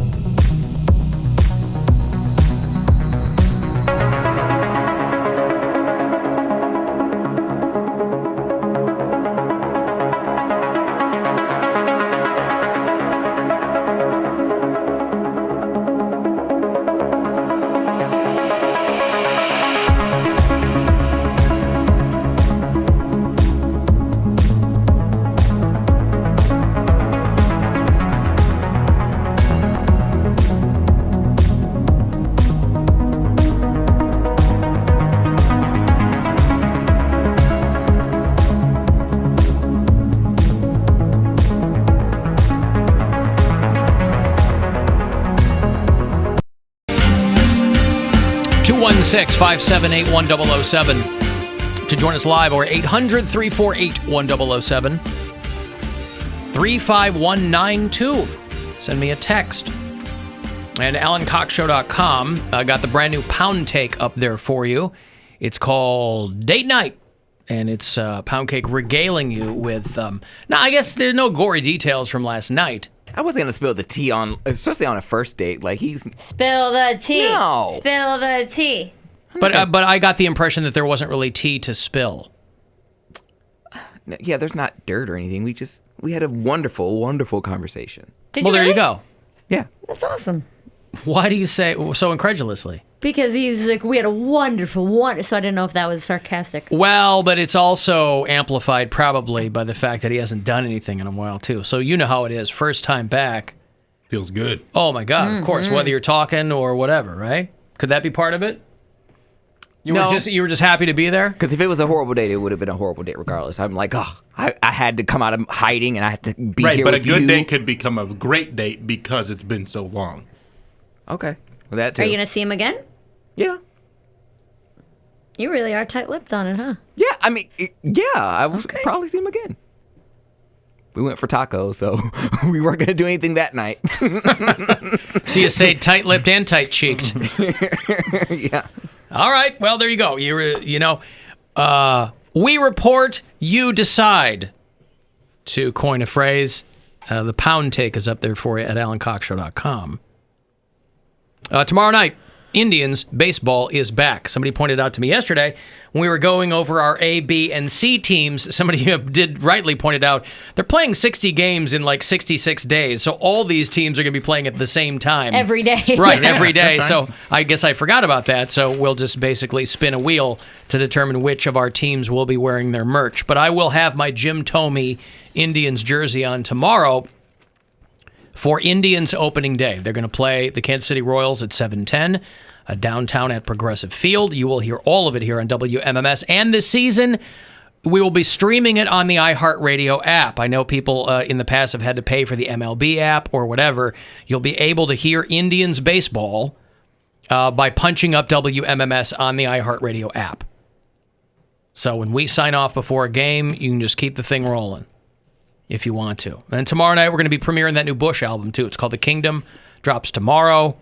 And you'll get it on MMS post-game. So a lot going on there. Sunday morning, if you're up early, don't forget about the Week in Cox. We take the entire week and condense it into 120 minutes for you. So 8 to 10 a.m. Sunday morning, Bill and Poundcake, I assume, are going to be your hosts. Mm-hmm. Again. And there's that. I saw that the Boston Red Sox, of all teams,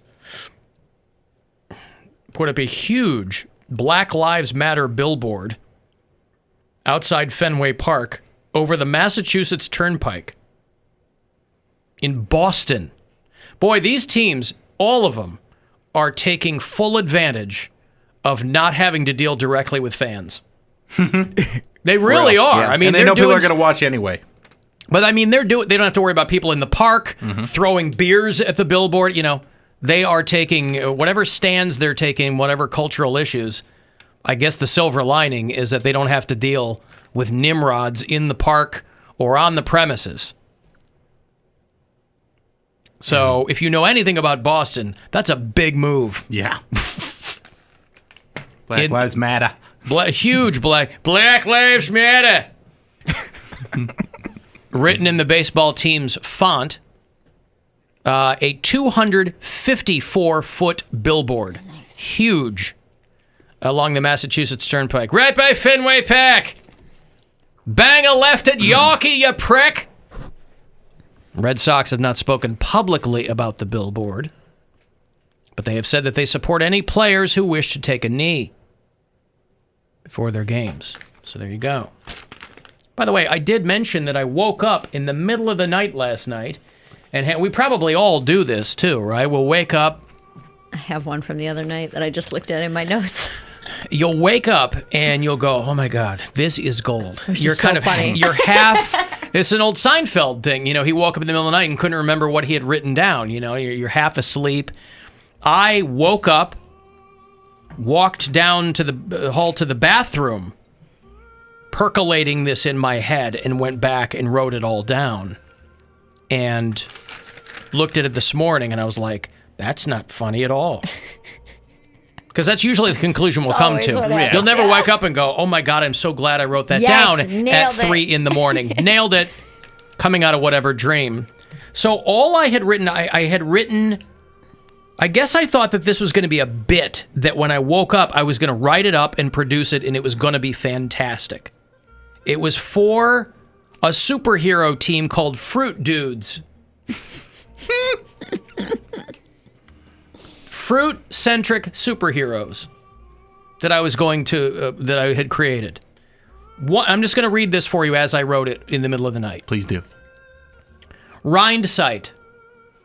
Rhindsight's 2020, yeah. Rhindsight. His power is remembering types of melon. Okay.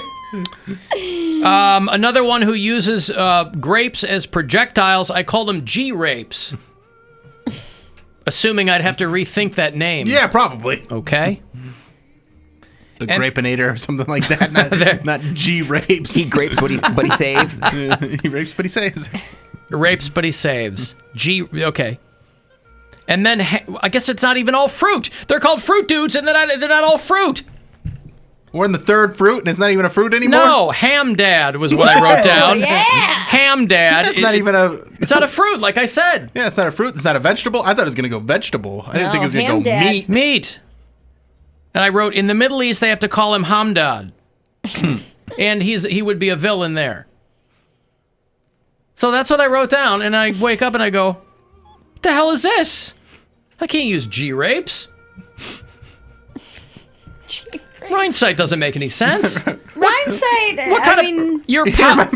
Your power is remembering types of melon? What was that green stuff we had the other day? It's honeydew. Rhindsight, thank you. Thank you, Rhindsight. Oh, we had these slices. They were triangles. It was red and then green. What was that stuff called? Cassava? No, not that. Watermelon? Yeah! How did I forget watermelon? It's got the word melon in it. See, mine are never that thought out. The note that I left myself at 3:43 the other morning was, ticks are the bed bugs of the animal kingdom. They are. That's a they sentence. Don't sleep. It is a sentence, yeah. And I wake up and I look at it and I'm just like, what? Why? What is that? I had to text myself that. Like, oh my. Here's the thing, though. Make a note of it. Here's the thing, though. The real challenge is to take something that we know is nothing and turn it into something. Make it something good. Make it something. Mm-hmm. It's easy to take a great premise and go, I'm going to flesh this out. It's going to be gold. Yeah. Rhindsight. Ham Dad. And Hamdad and G-rapes. What am I going to do with that? Nothing. Ham Dad sounds like a guy I would date. Mostly ham. Perhaps you've heard of me. I'm a ham dad. I'm a ham dad. Ham daddy. That's right. Well, anyway. Yeah. Speaking of stadiums, there's the question now in the wake of this elaborate bribery scheme. I guess the House Speaker of Ohio got caught up. I saw the front page of the Plain Dealer yesterday. $60 million. $60 million, yeah. It said payout, bailouts, sellouts. This guy, first off, if you are going to be the Speaker of the House for the state of Ohio, you want your name to be Larry Householder. Yeah. That's the greatest name. I'd never heard of this guy. But I'll tell you what, though. It goes to show you the Democrats can get in trouble, too. Oh, wait, I'm sorry. He's not a Democrat. Of course he's not. Arrested in $60 million bribery case that he was taking from First Energy. I guess to get some... Yeah! That's why people are like, why? So they're starting to have the conversations. Do we need to rename Brown Stadium? Yeah. Because nobody with that company, I don't think, has been arrested or charged or anything.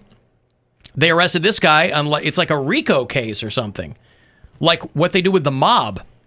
Yeah, where they find everybody that's involved in it and they can charge them with the same crime, right? Yeah. So, thanks to Dark Knight, they had passed some nuclear bailout law that ended up being a bribery scheme. I don't ever really understand how these things work. House Bill 6 was $1 billion, basically a taxpayer bailout of 2 Ohio nuclear power plants that were owned by First Energy. And this guy helped them push the legislation through. They've arrested 4 other people. I guess a First Energy lobbyist was one of the people. A couple of lobbyists. So there's people that have been nabbed then.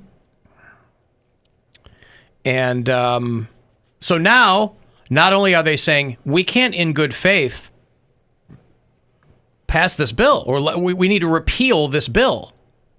Mike DeWine's going, I don't know.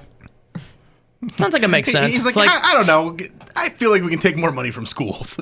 I feel like there's schools and women's health care that we can find more money for to take care of everything. Taxpayer money. Yeah. That's how Mike DeWine thinks. So First Energy spent $60 million to get this guy to push their stuff through. Because this guy needed to get reelected or something. Does it say how much he got from it? What his kickback was?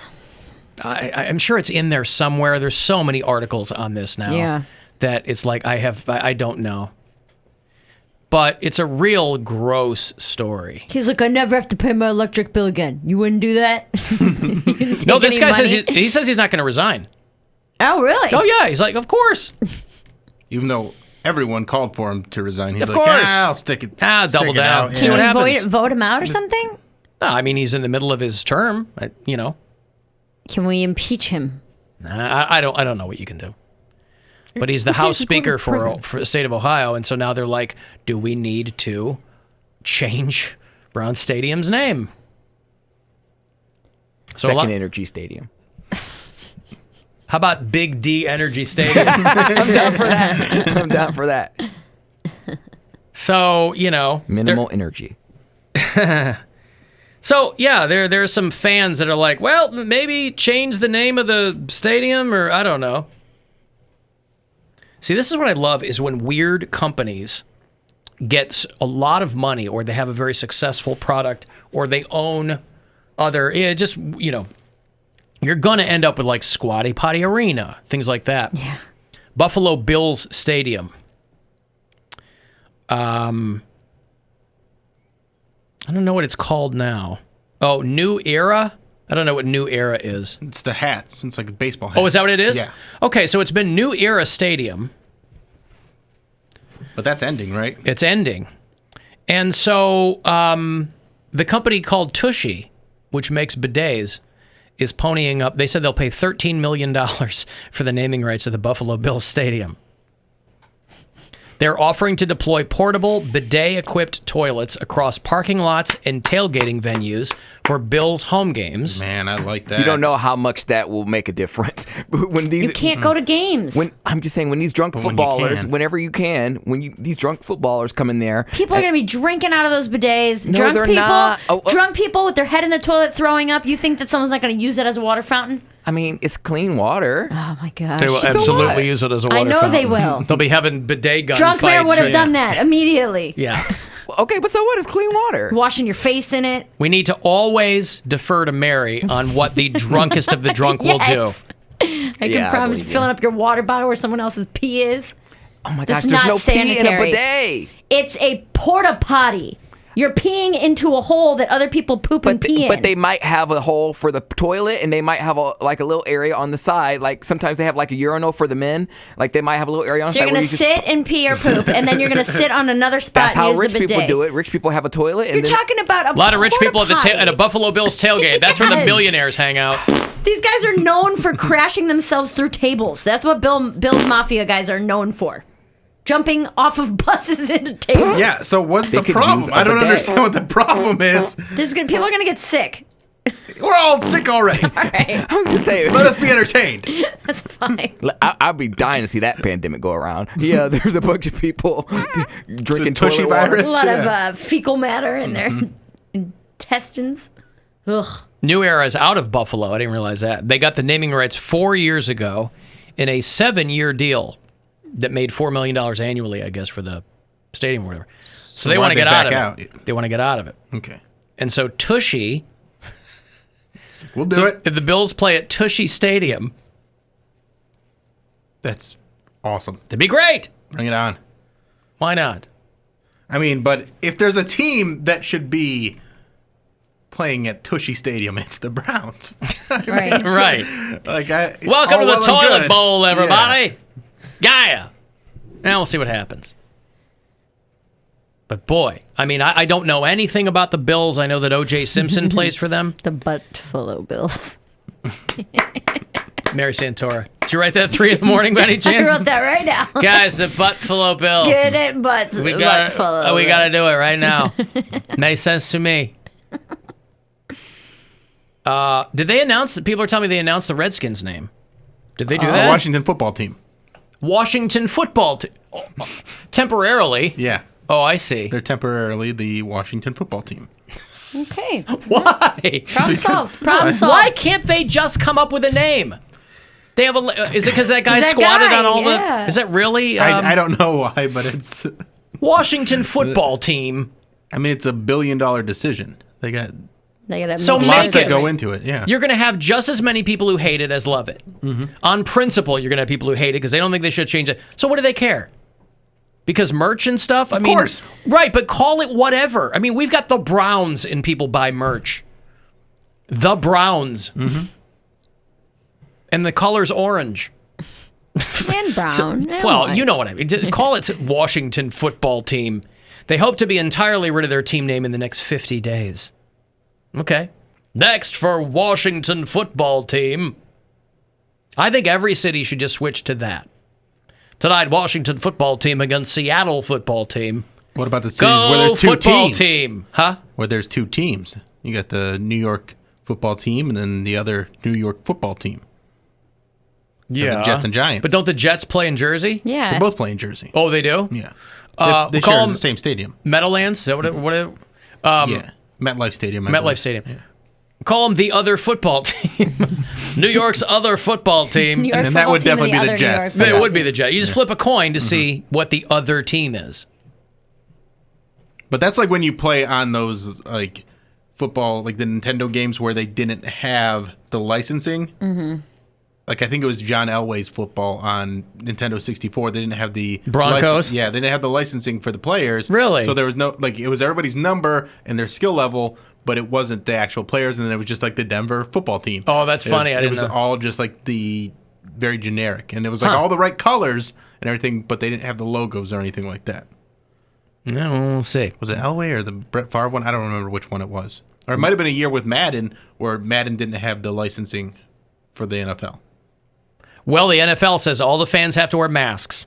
So get ready to have some fun at an NFL game when drunk guys. How are they going to have people in the stands? Or they're going to say unless you're actively eating or drinking or something like that. If you're seated or something. If games happen, which obviously is very much an open question, all fans will have to wear masks. But if games happen, wouldn't they be better off just not having fans in the stands? They want to sell or some selling tickets. them super expensive every other 4 seats for $15,000 a seat or something. Yeah. I mean, I feel like people would pay that kind of crazy because money. I know like I want to say the Rams aren't having anybody in the stadium. Well, I think it depends on each team, but they like refunded people's money and stuff like that. They're like, we're not having fans this year. Giants and Jets both so said... the Chargers, but they didn't have to make any change. Right. Well, it's like these guys that are like, I used to play for the Marlins. I'm used to no fans. Yeah. Jets and the Giants, both those, they're not going to have any fans until next year. Yeah. The Falcons will let up to 20,000 fans. Mercedes-Benz Stadium holds 70,000 people. So they're going to hold up to 20,000 fans in Atlanta. It's going to be bad. It's going to be a bad idea. Hey, Joe. Super in spreader Philly. events. Yo, what up, guys? What's going on? Oh, you sound better. You sounded so weird. I'm very concerned if these bidets get inserted into Buffalo area. It gets really cold in the winter. Is that water going to freeze by the time it hits the beehole? Or are these people going to be just shooting icicles? Be dripping icicles? I mean, Wouldn't they have to warm it a little bit, or I mean, be like anything else that you'd have to keep the water warm enough to where it wouldn't freeze? Yeah, that's hard to do in Buffalo, though. It's hard to do anything in Buffalo. Hard to have a good time. Hard to drive through without squinting.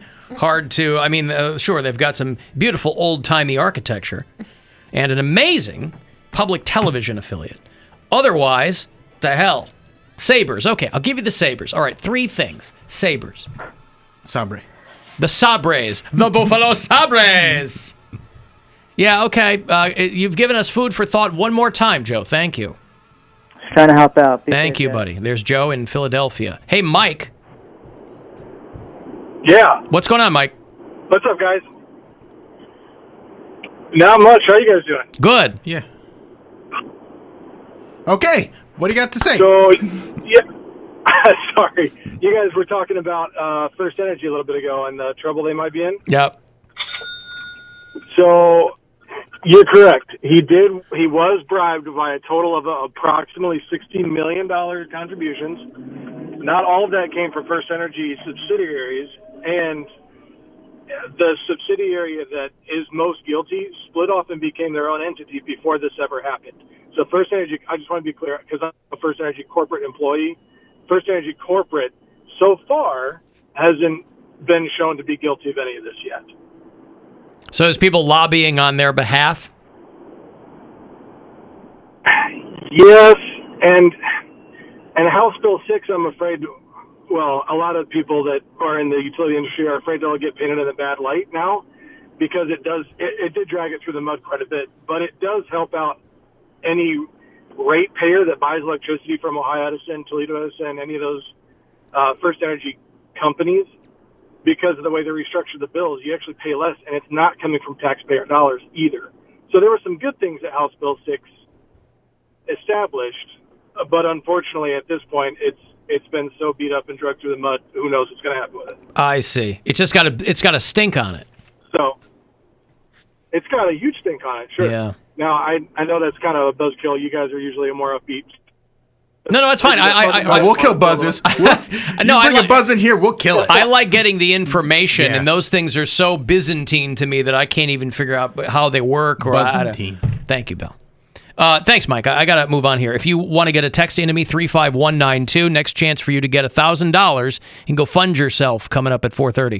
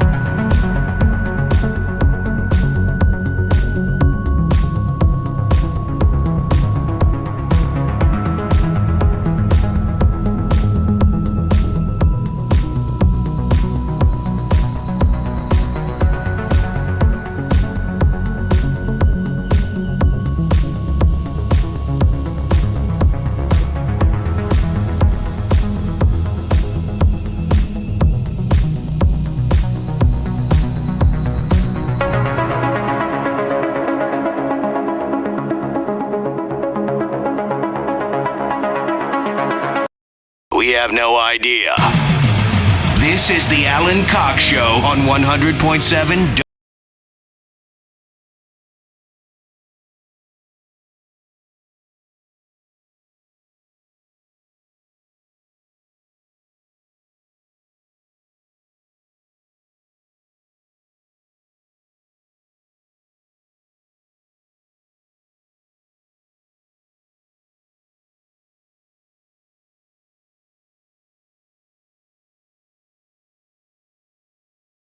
benefits extended as they should. And of course, everybody who can do anything in government is dragging their feet on this. Mitch better have my money. Mitch better have my Like money. that. People are so creative. Even in a pandemic, people are like, listen, boy. Art is all we have. You've left us with just time on our hands. And so we're going to be outside your house on a bullhorn. Mitch better have my money. By the way, on the sports thing, they did pick the Kraken for the NHL Seattle team that'll premiere next year, Yeah, too. that's pretty cool. I like that one. It's a good logo. Yeah. It looks cool. Yeah, it's a little understated logo, but I like it. It works. It's good. Do you see who owns the team? Oprah. Jerry Bruckheimer. Oh, yeah? Hey, that's probably why they picked the Kraken then. Is Nick Pirates Cage of the gonna Caribbean? coach? Yeah, he did all those. Did a bunch of those movies. Yeah. Con Air. Con Air and Gone in 60 Seconds. I never saw that. That's the Oh, yeah? Angelina Jolie one? Yeah. They gotta take a car, right? They got to take They a steal car. cars, yes. Yeah. I did like Con Air. Chappelle. Everybody's Con in that Air's movie, great, right? yeah. John Yeah. Cusack? Yeah. Was Steve Buscemi the Yeah. weird He was guy? Hannibal. Yeah. So the Seattle Kraken will play at the Climate Pledge Arena starting October of next year. So there you go. It becomes the first men's professional sports franchise in Seattle to not end with the letter S. Ooh, exciting. Hey, a little bit of trivia. So congratulations to our listeners in the SeaTac area. And they're probably like, hey, can we also get the Sonics back? Because that's who we really want. I know this. Yeah, X-Man. Xavier McDaniels. Anybody watch The Old Guard? Have you watched The Old Guard on Netflix? That No, Charlize Theron I action haven't movie? watched it yet, It's no. really good. Yeah? Yeah, I watched it. It's been out for a couple of weeks. I forgot to mention it because I watched it like the morning it came out. Or the Saturday I woke up early or something. Yeah, it's real good. I haven't watched that yet. Charlize Theron, I don't think gets enough credit for doing these action movies. It's like out of nowhere. She's got range, man. I guess so. Was she Kill Bill? No, Uma Thurman. That was Uma Thurman. But she did she's in Atomic Blonde and Fury Road. And, Fury Road yeah. is fantastic. I actually just watched that a few weeks ago, and I love that movie. People are roasting her though because her son, I think, is like 6 or 7, and she's dressing him like a girl. He has like barrettes in his hair. So And he's what? wearing like I'm just saying people are roasting her, saying that because her son is adopted. So Yeah, I know. There's another level of like this white woman's taking our black men and turning them into sissies. The kid probably said, "Can I put barrettes in my?" That was her idea. Hey, honey, I'm going to start putting barrettes in your hair. But they're saying that's a child. You So should that guide a child strange. the right way. Oh, please, people need to shut up. People with no kids getting online and pissing and moaning I'm about sure something. some of them have kids. Whatever. Anyway, it's a really good movie. It's from a comic book that I did not read, and the end of it is because the Charlize Theron interview I saw kind of teases a sequel, but the end of the movie is wide open for a sequel, so there's no shock. But yeah, it's real good for the kind of movie it is because they're just shoveling stuff onto Netflix. Well, I think Netflix and Apple, they're all buying things that were supposed to come out in theaters because they can. All those production houses are desperate to make some money, so they go, well, hey, you want this? Well, So also, they'll gobble it up. These were probably films that they were going to dole out. Yeah. For, like the calendar was going to be bigger, and then they're like, Yeah. well, we need new content. So there's a Jamie Foxx superhero movie that's going to drop in a couple of weeks called Power something. Power Play? Is that it? No, it's Power... What is it? House. It's him and Joseph Gordon-Levitt, who I haven't seen in a while. He was in some airline pilot Power movie. Bomb. No, what's it called? Power Play or Power Pill? Power Pill? That's a Project Matrix. Power. It's Project called Project Power. Power, where you take a pill and for 5 minutes it gives you a superpower, but you don't know what it is. Rhinesight. That's So fun. some people are- Cassava.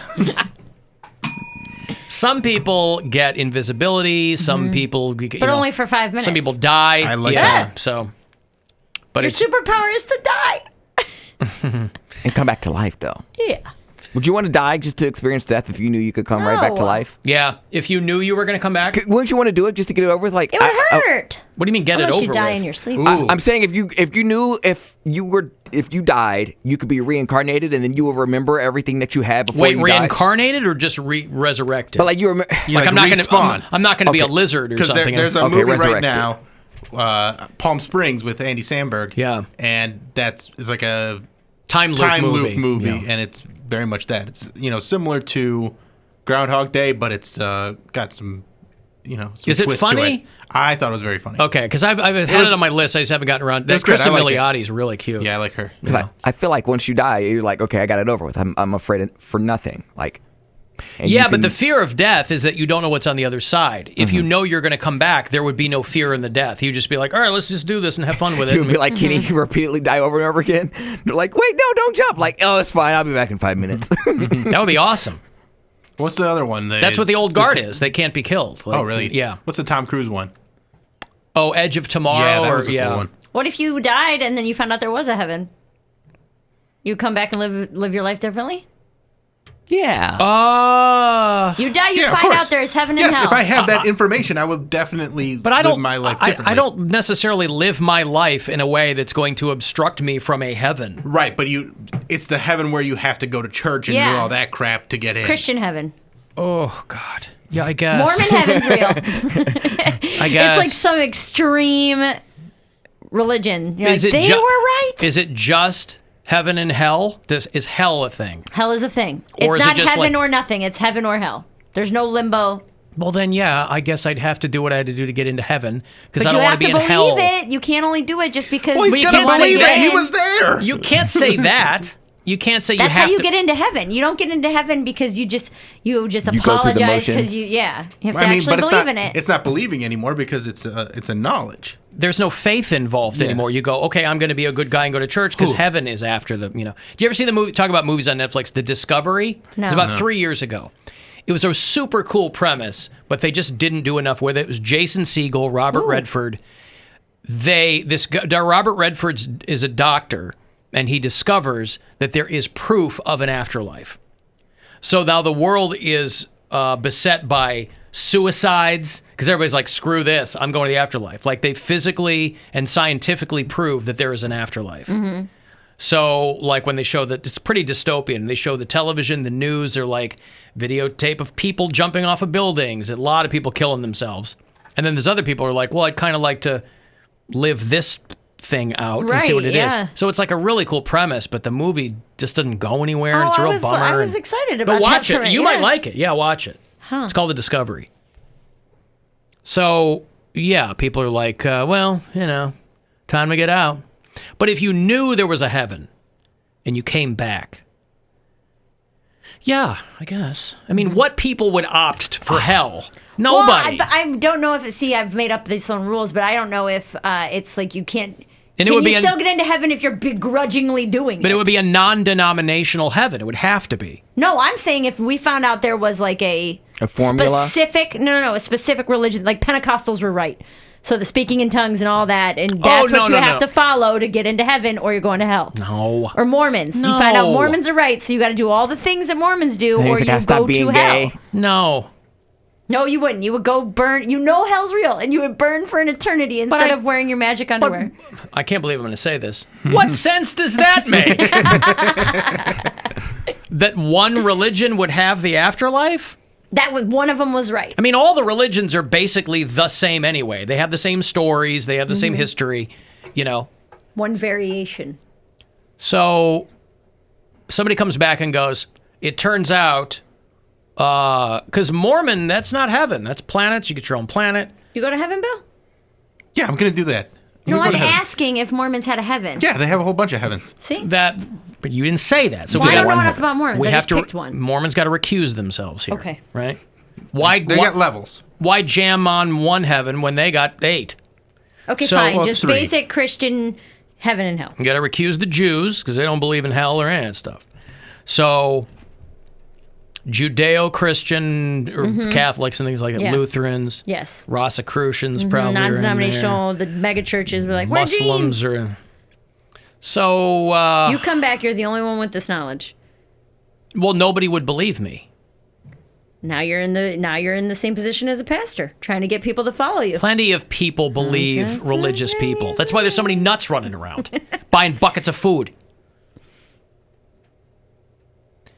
If I found out that you had to believe, I can't come back and believe stuff. I would be faking it. I would fake it. Then you can't go to heaven. You have to change your life around to be a faithful man and accept Jesus, and that's the way that it is. I would have to convert to whatever that religion was.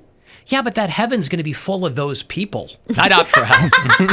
I'd opt for hell. I don't want to be an eternity with you people. I want to be in hell where it's fun. That's kind of the South Park episode where they go to heaven and it's just like all the Mormons up there where they say Mormons was the right religion and they're like, all right, now we're going to make bird feeders out of egg cartons. Like, oh, that sounds exciting. Mm-hmm. Nah. Nope. You're going to burn in a fiery hell forever. Whatever. Maybe it's ice. You don't know what hell is. It's hell that's in the Bible. Fire and brimstone hell. She's giving you the example where it's heaven from the Bible It's just and how hell you from the grew Bible. up, Catholic. Heaven and hell, just like that. You know what it is. It's not some magic hell where you skate with pineapples on your feet Magic or something. hell. I don't know. Or would you want to come back as a demon? Because the Bible says that Satan can send demons to earth and, make them wreak havoc. I don't want to make a good demon. Or you just get to mess up everybody's life. You get to be in the air like, cheat on your wife. I take that deal rather than burning. I'm like, yeah, I'll mess up other people's lives. I've done that plenty of times down here. I don't need to come back as anything. You would do the work of the devil. If ruin people's lives on earth. I got to give away some money. We got off on this tangent and I completely forgot. Hey, it's Rover. Go fund yourself. It's time for your shot at $1,000 now. Text the nationwide keyword SMILE to the number 200-200. You'll get a text confirming entry plus iHeartRadio info. Standard data and message rates apply in this nationwide contest. That's SMILE to 200-200. Good luck and go fund yourself from 100.7 WMMS. Because someone has reminded me, another great time loop show is Russian Doll. Oh, I never saw that one. On Netflix with Natasha Lyonne. Dynamite. So it's the heaven and hell I grew up believing in before I reached the age of reason. Mm-hmm. And I have to I find you have out to that become a man of faith again. But again, it's not faith. But I wasn't a man of faith. I was a child of faith. Either way, like your parents or when your mom I became a still man, I is. put away childish things. Okay. I don't know. Why are you grinning? Because you already believe in heaven. I'm not.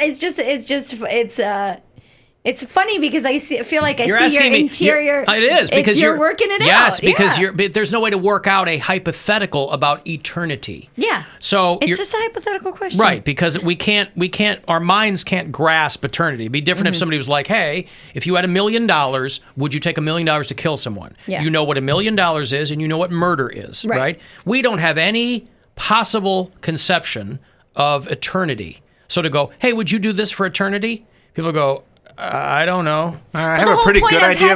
Go ahead. I have a pretty good idea of what eternity feels like because I went to a Victoria Justice concert with my kids when they were little, and that was rough. A concert? Oh, my daughter. I took my daughter to one too. She's foxy though. Yeah, man, is she hot? God bless America. Victoria Justice. Yeah. That was That's where Ariana Grande got going. Mm-hmm. What was her show? Victorious. Yeah. I mean, what? I don't know. So because if you're Catholic, there's also purgatory. So you can't say there's only heaven and hell if it's the Christian version because we believe in purgatory I'm trying to too. make it generic. But you said the heaven and hell I grew up with. That includes purgatory. I don't know what purgatory is. Where unbaptized babies go. It's like, That's cool. Neither. That's so cool. You're in limbo. Yeah, you're just there. How do you get out of purgatory? Because Or is there's that just your eternity? so many unbaptized babies. There are a So lot. many unbaptized babies. So purgatory's just rampant with a bunch of babies. Technically, not even purgatory. Limbo is where the unbaptized babies go. Neither heaven nor hell, right? Mm-hmm. They didn't have any kind of say in whatever, so they're in limbo. Jack be nimble, Jack be quick. Is that the one? That's exactly the one. The limbo? That's how they get past the whole, what else is there? The church just goes, fine, limbo. Purgatory is kind of the way station between death and heaven, because they go, purgatory, you weren't perfect, so we're not going to make you burn in the fires of hell. You gotta wait in line? We're going to put you in purgatory. We're going to poke you with sticks for a while. We're going to, You're going to get a buzzer, like at the Cheesecake Factory when you're waiting to get in there. Take a number. You just kind of wait.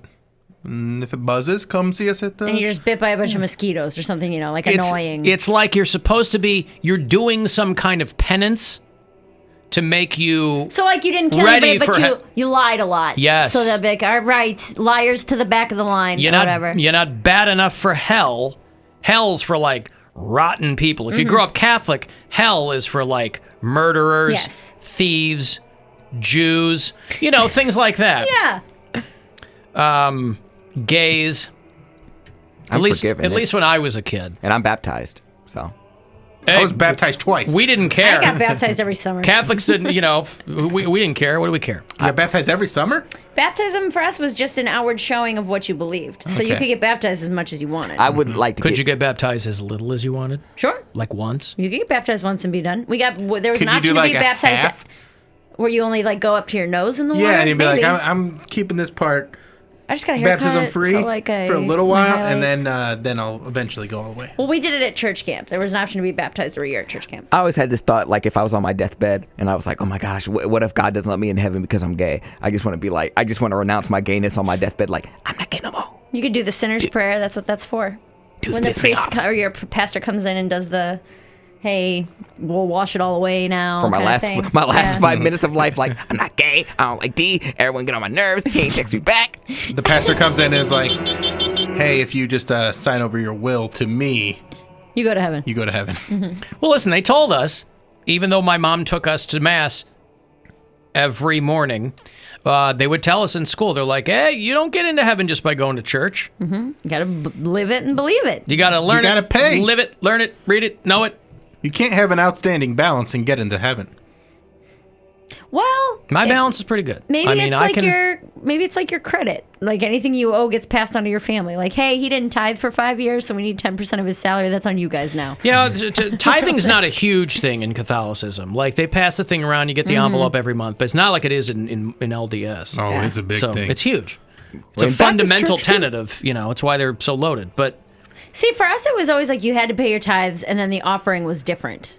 No, we didn't have Put that. It's not in my little parish. thing in like a little So it's envelope. like they're doubling almost. up, huh? Almost like a little. Well, it was for people who could afford it. They're like, hey, if you can give a little extra to your church, we'd appreciate that. Or if you couldn't afford to pay the 10% of your tithes, it'd be like, hey, a couple bucks in the plate, do what you can. We had with tithes Mormons, the and reason they offering. have so much money is because they bought so much real estate. Yeah. They have a whole bunch. They have a whole thing going. Well, They got Catholic companies Church and has stuff, no yeah. small amount of. Yeah. And plus, they got all that PPP money from the COVID bailout too Right. to pay for all the molestation charges. Down with PPP. I've got to take a break. If you want to give me a text, 35192 for that, AlanCoxShow.com, and we'll be back after these. The Alan Cox Show on 100.7 WMMS. And everywhere you go on our free iHeartRadio app. Tomorrow Well, folks, is Indians opening day. I've waited for this. They'll take on the Royals at Progressive Field at 7:10. Don't let it slip by without being a part of it. 60 games. This has a chance to be the most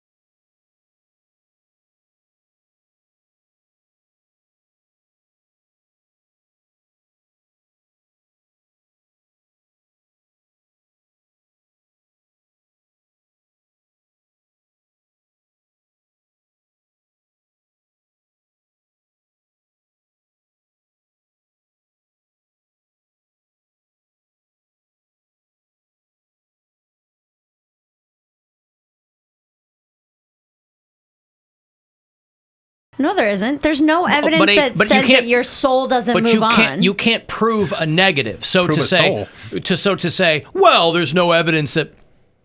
That's a lame argument. I mean, they're both lame arguments. No, evidence. It's like you didn't call me. Well, you didn't call me. It's the same thing. That's your argument for heaven and hell? No, you didn't call me. You didn't call me. Just like you can't prove that there is, you also can't prove that there isn't. That's what I've said. There's no evidence to support that claim. Sure. But there's no evidence against it. But here's what I'm saying: if people can dismiss something out of hand with no evidence, I can equally dismiss it out of hand. That's fine. That's all I'm saying. The conversation when you're like, "Why are you smirking?" It was just I was surprised that even if you knew for a fact that it was real, you were still on the fence of if you would go back to Catholicism or not. I didn't realize that's because I'm honest. Yeah. No. It was. Maybe smiling out of a little bit of uncomfort because I was like, "Damn, that's heavy." How you feel about that? Let me ask you this: what if you found out unequivocally that there was no afterlife? Would your faith be completely shaken? It already has been pretty shaken, but I mean, would it be reduced to nothing? Yeah, it has. It would. I don't think it would change the way that I lived. Because, like you said, I'm not really doing. You're already living in sin. Well, if I found out for sure that it was, I'm like, damn it, I gotta stop having sex. Would you go back to be an alcoholic? You're like, what? What are you wrong? Right, just ruining lives anyway. No, it would be like a part of you dies, kind of. I have to part with that and those things that I learned and all of those beliefs, and that would suck. But then it's almost it. I would be afraid almost that I would act out. Where I'm like, well, screw it. If there's no rules, like, I mean, there's moral implications and things like that. But where it's like, somebody reminded me of the movie Constantine. You remember Constantine? Yeah, they're actually talking about doing a sequel or something. Reeves? Yeah, it is Keanu. Yeah, and it was good. Comic book was better. They did a TV show of it that nobody watched that was pretty good. But in that movie, he opts for hell, even though he knows there's a heaven, because he said there's a difference between knowing there is and believing there is. And that's why you opt for hell. Okay. Because his faith wasn't strong enough to tell him that there was. He just knew that there was, which is different. And morality predates religion. You don't have to be a religious person to be a moral. To be a good person. Plenty of atheists who are better than people who are, lashing themselves and talking to snakes. So it would just feel like, damn. That was a waste. You know what I mean? Like, it would feel like, damn. You're not really losing anything by being a faithful person. Yeah. Worst case scenario, you're a good person. Yeah, I disagree. In the faith that I grew up in. I think there's experiences and just moments that you're going to lose by being a faithful person. I disagree. Like what? Like you're not going to. Well, I'm speaking from my experience. Yeah. I missed out on a lot of stuff because of church. Yeah. Because of the beliefs that we had. I guess I was breaking rules and apologizing for them. Like I had sex with my high school boyfriend. I was drinking when I wasn't supposed to be. I would lie and then I'd feel guilty and apologize. So I don't feel like I missed out on anything. Well, but also you have to consider it this way too. Being gullible is considered an undesirable quality in every other part of life except religion. I'm a pretty gullible person. You'd have to be. No, I'm saying in general. Oh. I'm very much so of the like, I trust you until you give me a reason not to. So when people tell me things, I'm like, oh, okay. Well, you're welcome then. Right, but you know what I mean. Like, if you call somebody gullible, you don't mean it as a compliment. Mm-hmm. Yeah. I feel like it's a childish type of I think exceptional claims of any variety require exceptional evidence. Okay. It's like people who don't believe in evolution. They go, well, where are these fossils? Gaps in the fossil record does not negate the entirety of what we do have. Or like the people... Yeah, if you're going to find one thing and go, nope, that's all. No, that's not how it works. What they said in Meanwhile, church they'll was... hang on to one thing and be like, well, because of this. Of course. Play the odds, man. I came from the mindset of you don't have to be... Like you can be spiritual and not necessarily go to church. You can you can believe especially in God. if you're an Instagram model. Yeah, it's so. I'm spiritual. Such a cop out. Really. Say that. But I'm just saying. Like, say that. That's me. Because I feel like church was invented by man. Like there's men preaching in the church. There's that's all ran by man. Well, it is biblical or whatever religious scripture you believe. It is biblical that worship is communal. But two or like more gather in his two or name. more. I was like, I could do that in my home, and You can. I You can talk. absolutely I can. can talk to God. Like, But where are you going to go to compare clothing? My got mom that made new us. hat. We went to mass. She took us to mass every day before school, 5 days a week. We got Saturday off, and then we went to Sunday mass, where she sat us in the front row. So only as an adult, and To I love my mother dearly, but only as an adult did I come to the realization. I was like, oh, my mom was putting on a show. She wanted to say, my With family us. is. Look how well behaved everybody is. We're here every day. That was a huge. She wasn't that. Not like No, that? she didn't do Okay. that. But on Sunday mornings, 10 o'clock mass, we were there, front row, and I was like, oh God. and if you fell asleep, what would she do? I remember when we would get there, maybe a little bit close to the beginning of mass, and we had to sit in the second row. Oh no. And I was like, oh God.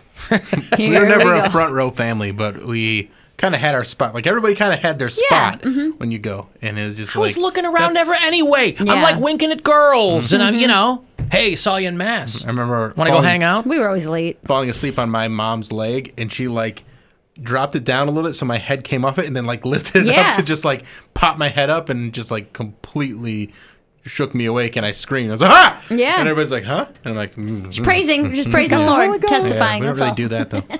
You need to go up to the altar and get the blanket, like I said. Yeah, his church, they're taking naps. Hey, Tom. Alan, Jesus-induced naps. Yeah, what's up? last time caller.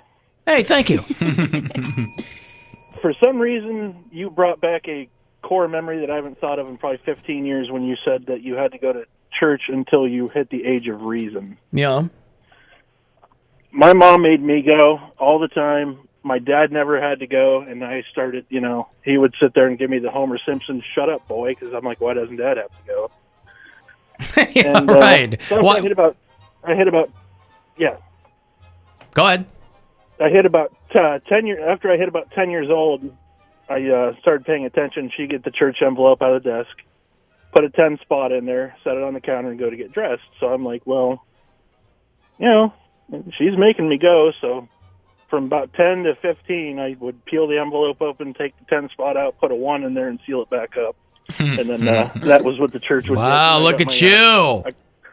my severance pay for kind of like the Warden Norton situation in Shawshank. Yeah. Listen, I mean, there were. I made money as a premier altar boy, so it wasn't all bad. No, I didn't make money that way. They weren't paying back then. See, just like there's levels to cheating, there's levels to stealing. You can't steal from church. He wasn't stealing from That's church. another- He was stealing from his his mom. parents. Yeah. Oh, that's another level of cheating. Like, you Well, can't steal okay, from but parents. which is worse? I was envious It of. was always in the back of my it was always in the back of my head though, like that after a while the church would like think we were in financial hardship and like drop food off or something. Why are they doing this? We give them $10 a week. I was. Thank you, Tom. I was always envious of friends of mine who were like, "Oh God, I knew like when we were 10 that it was all nonsense." I'm like, really? Yeah, that was. I was so not envious me. of the people who thought differently early because man, it was like freshman year in college for me when I started to skip mass and felt so guilty about it. It took me a while to like get over that I wasn't going to Sunday mass because I was like, and then I was finally like, I don't care. You do that long enough, you go, I don't do this anymore. Dude, right? that's when I got on this show regularly. It's when you guys made me start to question my faith. I had gone 28 years of just being like, this is what it is. And then you guys ask questions. I'm like, but Jesus And that's all it did took. Well, listen. I would say nobody's your ever asked faith questions. wasn't that strong then because I've been on the show 5 years and I'm still a Christian. I have a cross tattooed on my that's back. not what I'm saying. Right, but you Tattoos are against the also Bible, you so- are also dim. What's that supposed to mean? And so What a response. What's that supposed to mean? How dare you? I'm offended. what do you mean how dare I? I'm offended. No, it's not that they made me question my faith in that by asking literal questions and listening to the logic behind the questions instead of just writing it off. Yeah, just the faith will lead you. Right, but I think that's important. I think that you should question the things that you're taught. Yeah, absolutely. And that's how you grow as a person. Absolutely. But it just happened to take until 2018. Better late than never. Right. That's it. And I mean, according to most religions, him being gay nullifies his baptism anyway. Right. He's He's like, I have a cross tattooed. I'm like, tattoos are against the Bible. You're not supposed to mark your skin. I thought that was just for Jews. Your body is your temple. Oh, is it really? Mhm. Yeah, you're not supposed to get. I don't remember that in tattoos at Catholic all. school. Yeah. Really? I thought it was just Jewish people. Like, It's you the can't whole- be buried. you're We made were in- taught that. You're made in Mormons. Jesus' image. Your body's a temple. You're made in Jesus' image, and he was perfect. So why do you need to add anything to your How body? do we know that he didn't have any tattoos? Oh, they never mentioned it. Yeah, he could have had a... They didn't mention I mean, anything he had from piercings. He had This is holes. true. There's difference. He was more into body modification. Well, that's like in mine. But there's a lot they don't mention. They don't mention him from like age 11 until 30. So Well, I've mentioned this too. That maybe he, in his younger, rambunctious years, he was getting teenage tattoos. Jesus. In hardcore Pentecostal, women aren't allowed to cut their hair. You're not allowed to paint your That's fingernails. porno, You're right? not allowed to No, get. it's like metal. You're not allowed to get your ears pierced. That's what I mean. To this day, I still don't have my ears pierced. It's one of those things, and not for any religious reason. I just never got it.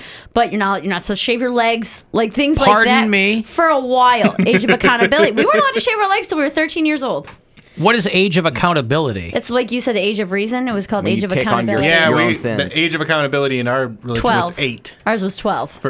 For baptism. So at 8 years old, you get baptized. Wait, who's taking on your sins before the You're age of accountability? You're just not innocent. responsible for them Yeah, because you're a kid. Once you turn 12, now you're responsible for what you do. And personal hygiene was part of that? No. I'm saying that I think that was my mom's crazy rule. But like you really were not supposed to get your ears pierced. You're not supposed to cut your hair. No, but the leg 'Cause it's shaving. vain. I think that was my mom. Yeah. I think leg shaving was just my mom taking it to another level. Why? I don't know. Huh. I mean, I imagine she didn't shave her legs. Mm. Does it go for the pits too? Pits, no shaving anything. I shaved my vagina before I shaved my legs because Oh. my mom couldn't see it. Not right before. No, but I'm saying before I ever shaved my legs, and I was look like always a- so nervous that she would like catch me in a bathing suit or something and see that I didn't. Hey, why do you have bush? Why don't you have a happy trail? Right. What's going on in there? That's exactly what it was. That's disturbing. It was so funny. We've got Bush. All right. Let me see here. Hey, Jason. How you doing? What's going on? Just one thing. I am by no means a Bible thumper. I mean, I've studied it and I've drawn my own conclusion. And to me, it comes down to the whole basis of Christianity comes down to if Jesus, in fact, resurrected from the dead. So they say there's 5,000 eyewitnesses that seen that. So the whole, the word I'm looking for, Fabric of the Christianity religion. itself is based on that. If Jesus did not resurrect, then the whole basis of Christianity is just nonsense. If he did resurrect, then everything is fact. So I mean, the heaven and hell, and we all have our own opinions of that, and everyone's allowed to have that. True. But I truly believe that that's what it comes down to, you know. And I mean, they say Jesus showed himself to 3 women, and those women were supposed to go out and tell everybody. And back in those days, women's opinions meant nothing. Right. They weren't going to be believed. Nothing's changed. So much has changed. Right. Oh, aren't we lucky now? That's just my opinion. It all comes down to the resurrection of Jesus. And so you're on which side? Oh, I definitely believe. You do? I do believe it. But those women just did it to get famous. Yeah, why did they wait so long to talk? I understand. They were just looking for money. 40 pieces of silver. selling their story to Play Roman or whatever magazine was around. They wanted their name scrawled on a hammer and chisel. All right. Hey, listen, thank you, Jason. My pleasure, guys. All right. They wanted their names on a hammer and chisel? They wanted their names put on by a hammer and chisel. Yeah, I gotcha. Hello. All right. Well, alrighty then. Tyler, I'm taking a second to collect my thoughts here. Come on. I'm on all guns blazing. Give me a second. He's Hello? We're all going to hell. Hello! Jerry! Uncle Leo! What's up, Tyler? Well, first of all, who said some pope said purgatory or hell didn't exist? Because I am Catholic, and I don't remember hearing that. I don't either, but somebody said that John Paul II or somebody said it a while ago.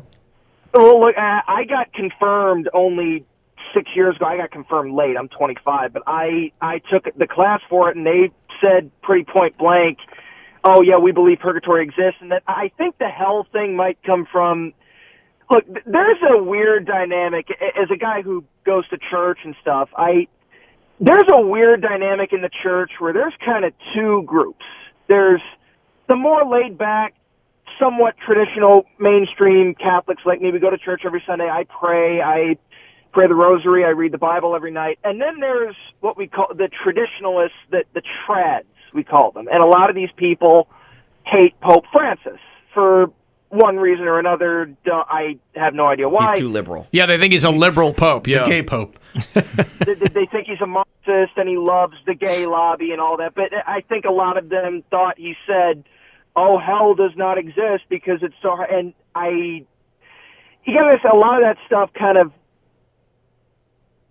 it's weird to be in this, to have that dynamic and to see, okay, you're Catholic, but you hate the person who's supposed to be your leader on earth. You guys are absolute.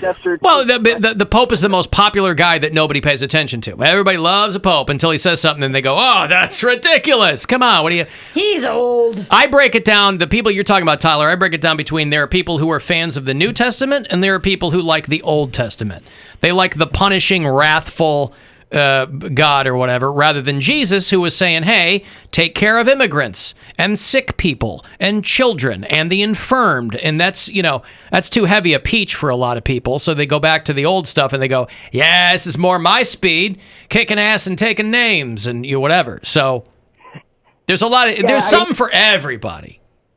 I feel like a lot of those people, they're more obsessed with the tradition, the rigidity of it, almost the traditions of it than the faith itself. They don't know what the faith is. It just say, well, I love going to Mass, and for a lot of them, they go to the Latin Mass, which I've been to a couple of times, and I can't keep up.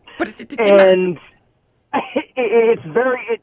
One time I wanted to just throw the missile out the window. I was just lost the whole time. Well, because the world keeps changing, and the world's a very complex, chaotic place. And if you lock yourself into dogma, it orders everything for you, and you go, okay, I don't need anything else. I got this. I'm in my lane. Everything else can change. I know it's really up, and I'm good. And that kind of, some people just need that rigidity because they can't keep up with how quickly things change in the actual world. When you mention, and this is, I guess, kind of how it goes for me in my faith, and look, I believe in the resurrection and everything, and I've stopped debating it with people. I'm just like, look, my beliefs are what they are. I'll set an example. If you don't believe it, that's fine. That's good for you. You do what you want. But there is this evidence, talk about evidence, there is evidence that Jesus did exist. So I tell myself, okay, let's say the resurrection isn't true. I think it is, but let's say it isn't. To me, he's still a pretty damn good guy to follow. That's right. To frame your life around and to just say, this is the example for how I want to live. And I guess from there it just falls into place for me. It's not always easy to explain, but... How do you reconcile some of the bad things that the church has done? I'm not saying the church did on purpose, but like people in the church did things that were reprehensible, and then the church covered them up. How do you reconcile that within yourself? It's not easy. It's really not easy. But that's the organization as opposed to the faith. People I know, are bad. But that's what I'm saying. Like, there's a lot of people that were in that organization doing these terrible things. It would just make me lose all faith in the organization and just step away. Well, and I understand that, and it doesn't mean you have to renounce your faith, but I'm just saying not affiliate with that organization.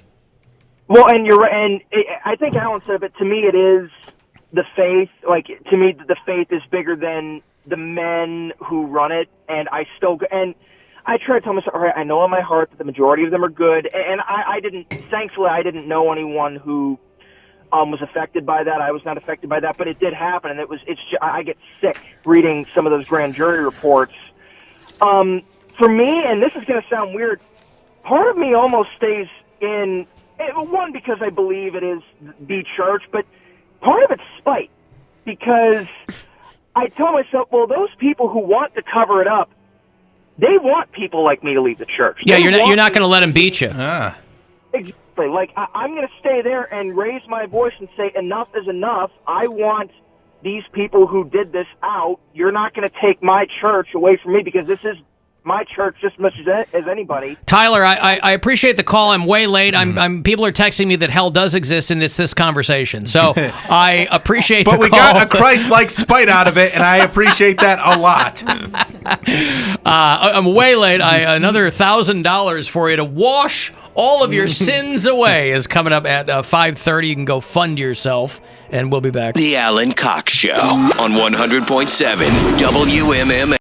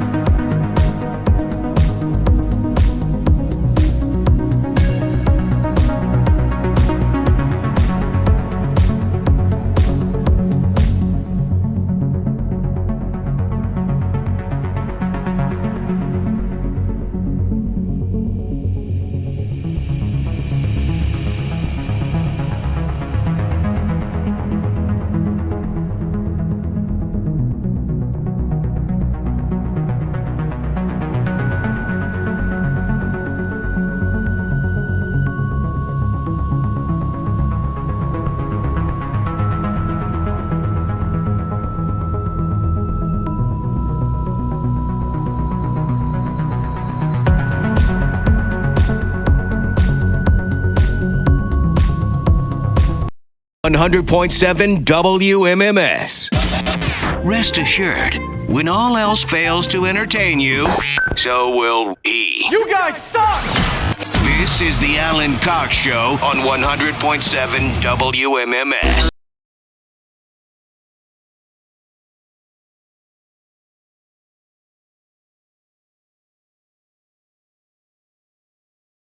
.007 if you want to join us live, 800-348-1007, 35192. That'll get a text into me. I see them all, even if I don't respond.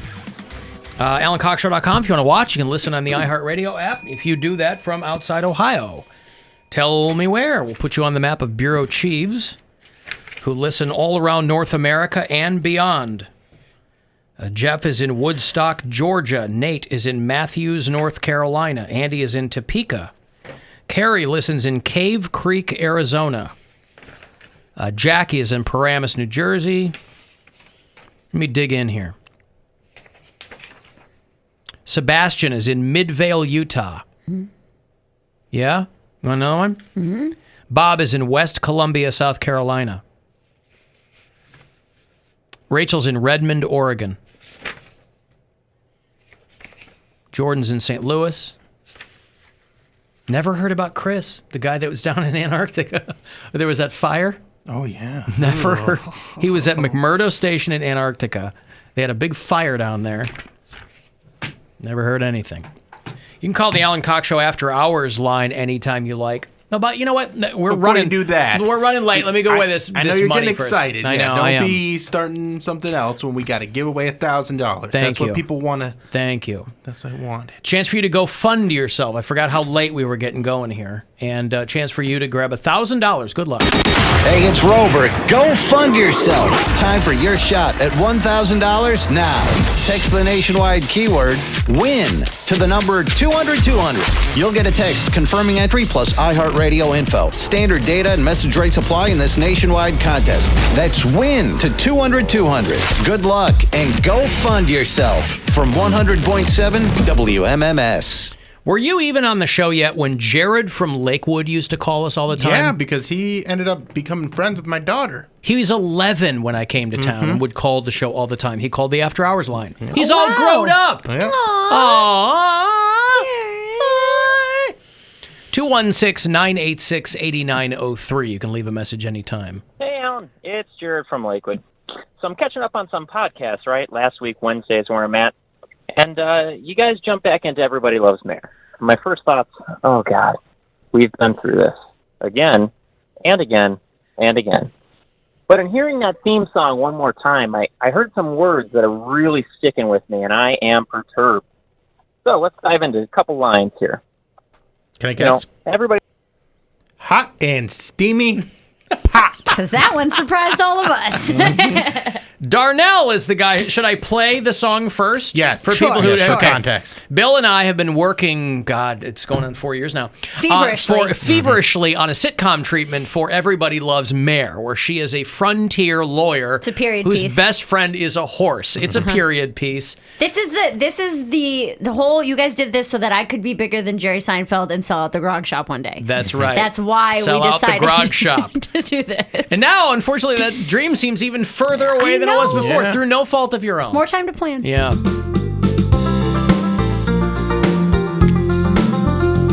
She's not your average lawyer, but she is very hot. She knows how to cook up on her hot and steamy pot. With her horse, you know she likes to ride him everywhere. Look out for this pioneer, everybody loves Mare. Everyone says that she's the greatest lawyer in the West.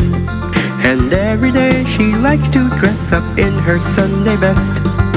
When there's trouble in the West, you better call her if you dare.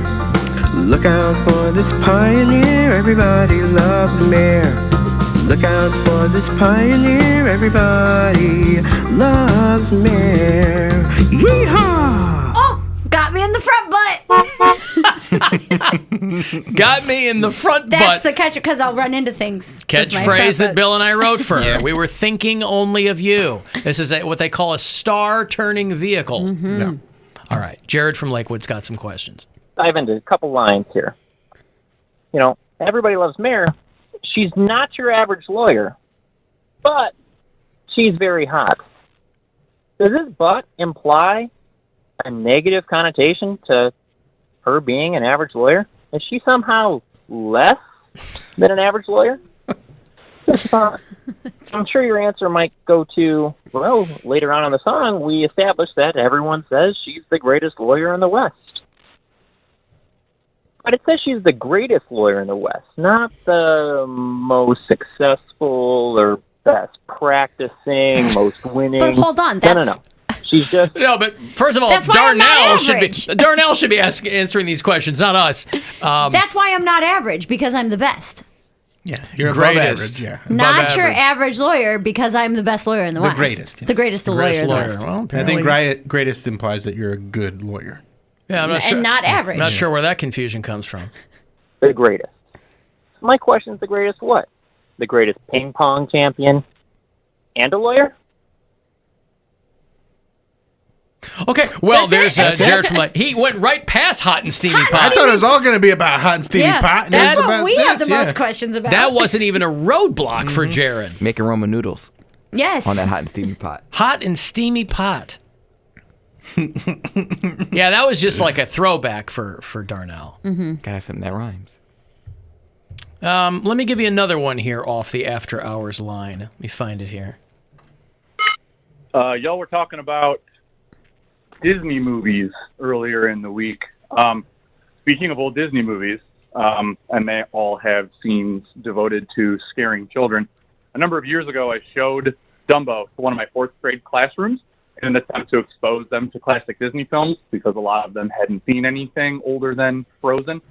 I had also forgotten about that drunk fever dream at the end of Dumbo, and it resulted in a number of students crying in my class that day, followed up by a number of angry emails and phone calls from parents asking me why in the world I would show something like that to my students. It's Disney. Walt clearly had some issues he was working through. Love you, bye. Yeah, but all the classic Disney movies have like a death, like Bambi's mom dies or whatever. This isn't a death. Dumbo's Pink Elephants on Parade segment is not a death. It is a hallucination, and it is What does he have? wild. Why does he have the hallucination? I've Because never he gets seen Dumbo. drunk. No, So I've never. he gets A drunk. lot of the old ones, they get drunk. They get drunk in Pinocchio. Yeah. He gets drunk in. So is it supposed to teach you like drinking is bad? I think so. I think that's the idea behind it. And then they get drunk to the point of hallucinating, or Dumbo gets drunk to the point of hallucinating, and there's Pink Elephants on Parade, and it is terrifying. Huh.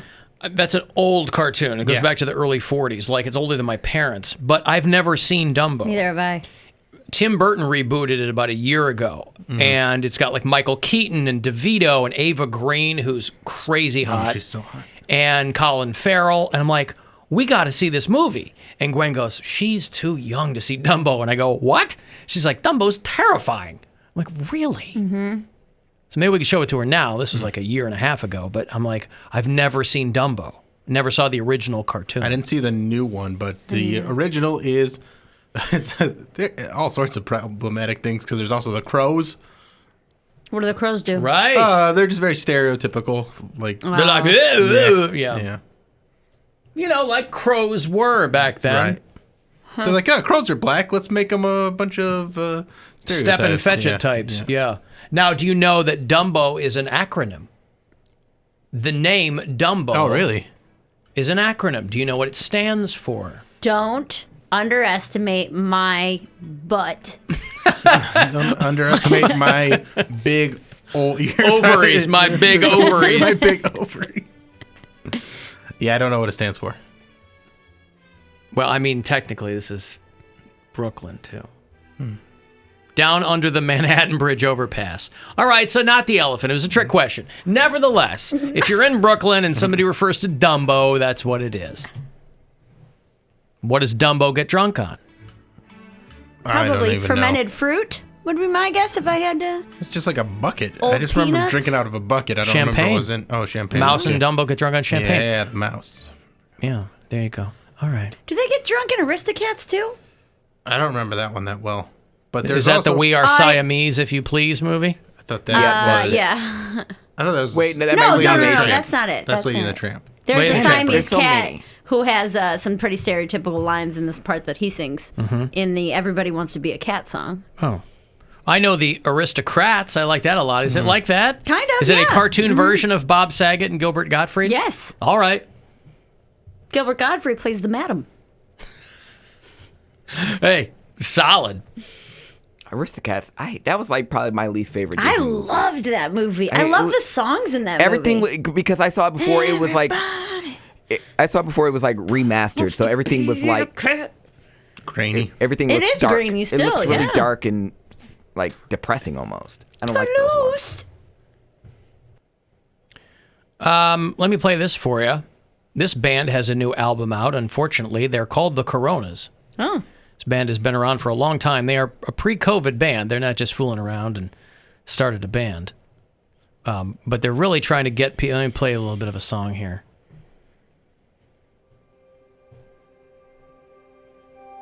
I already don't like it.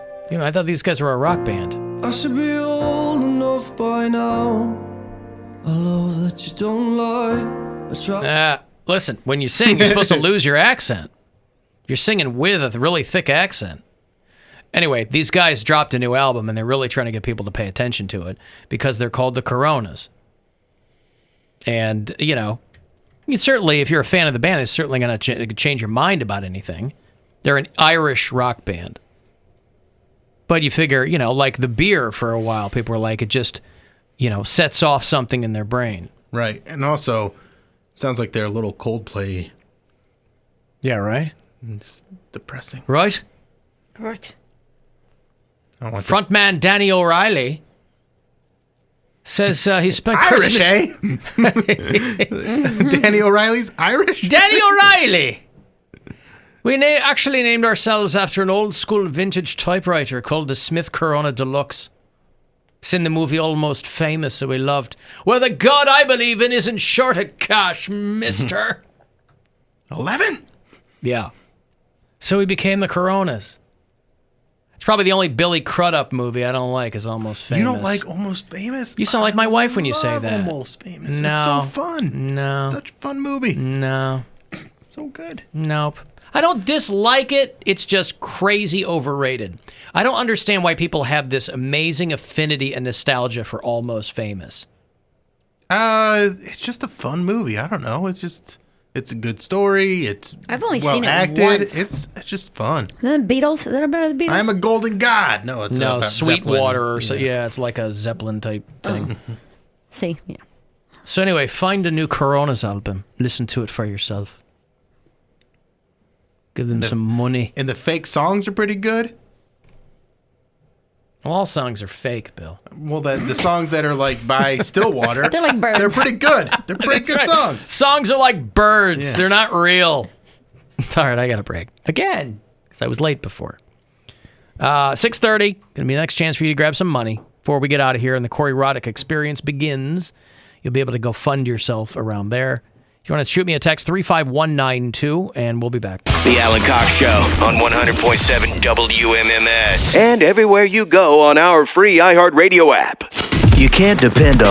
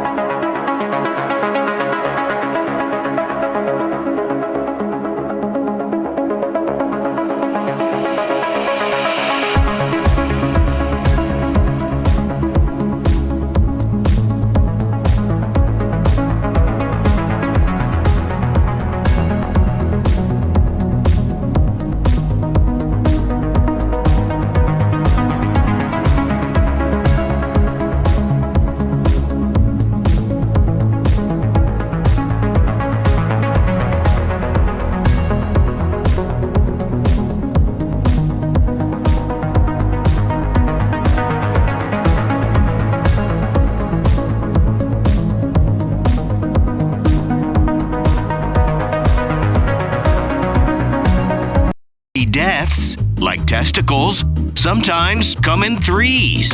The Alan Cox Show On 100.7 WMMS.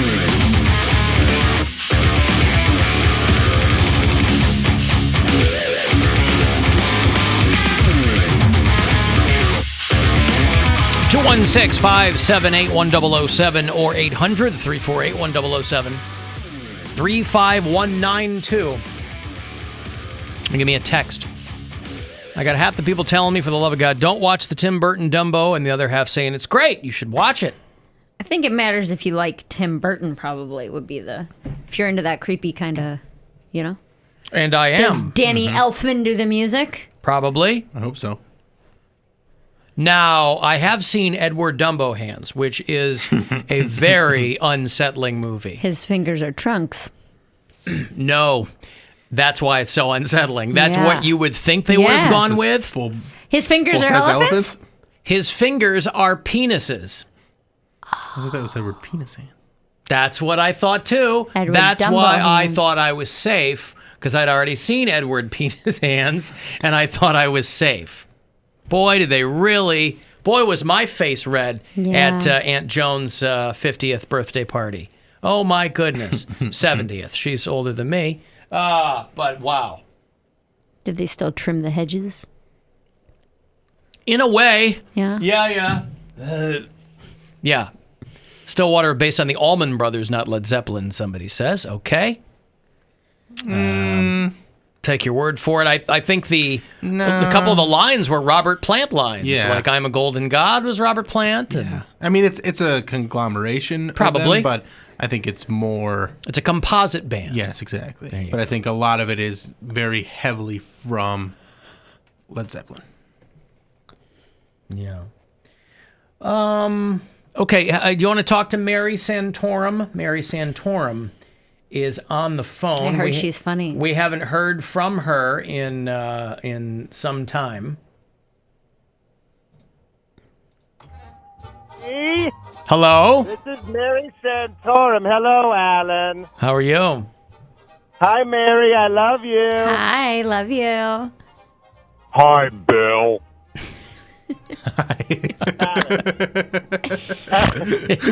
I just snorted. I didn't mean to. Let us giggle because you're so funny. But Oh, my God, I'm so funny. Okay, yeah. Alan, as you know, I do a lot of stand-up, okay? That's all I talk about. But it's been getting harder and harder to find work. But I did have a show in Louisiana last weekend in Robert Parish. Yeah. Right, Robert Parrish. Got it. Yep. It's about 45 minutes southeast of Thibodaux, Louisiana. Right, yeah. Amos Moses. Alan, did you know that man could eat up his weight in groceries? I heard about that.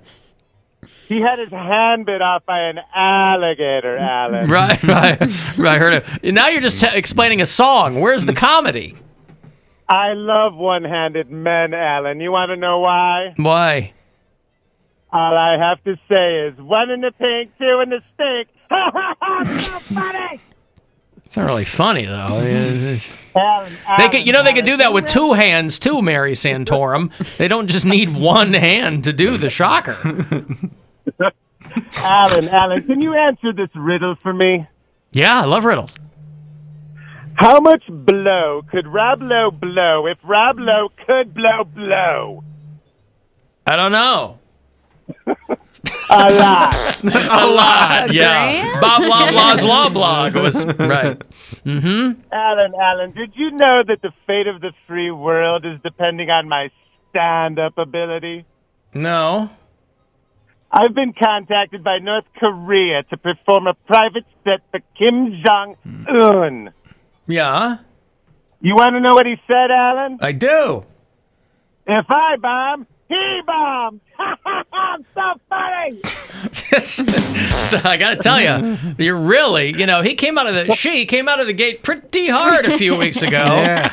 She was really saying that she was going to give Mary Santora a run for her money on the local stand-up circuit, but boy, did she burn out fast. In these unprecedented times, there's not as much opportunity to get out there and perform, right? These really are unprecedented times. That's right.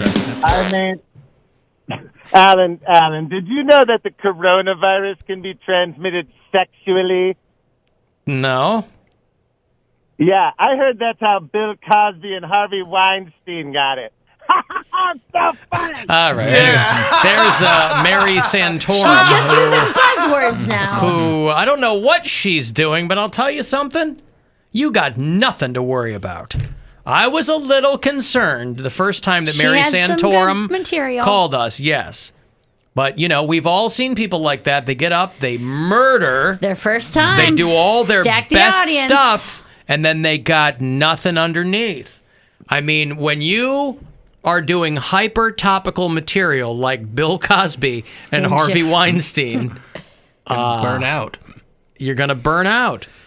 Mary, you got anything coming up where people could see you do stand-up? Yeah, if you guys wanted to see the real thing. Thursday, I guess wanted a yes or no. Oh. Yes. Yep. Sure am. 1 week from tonight, I'll be at Hilarities. Next Thursday night at 8 p.m. You guys go to hilarities.com for tickets or my Instagram or Twitter. But Mary Santorum will not be opening.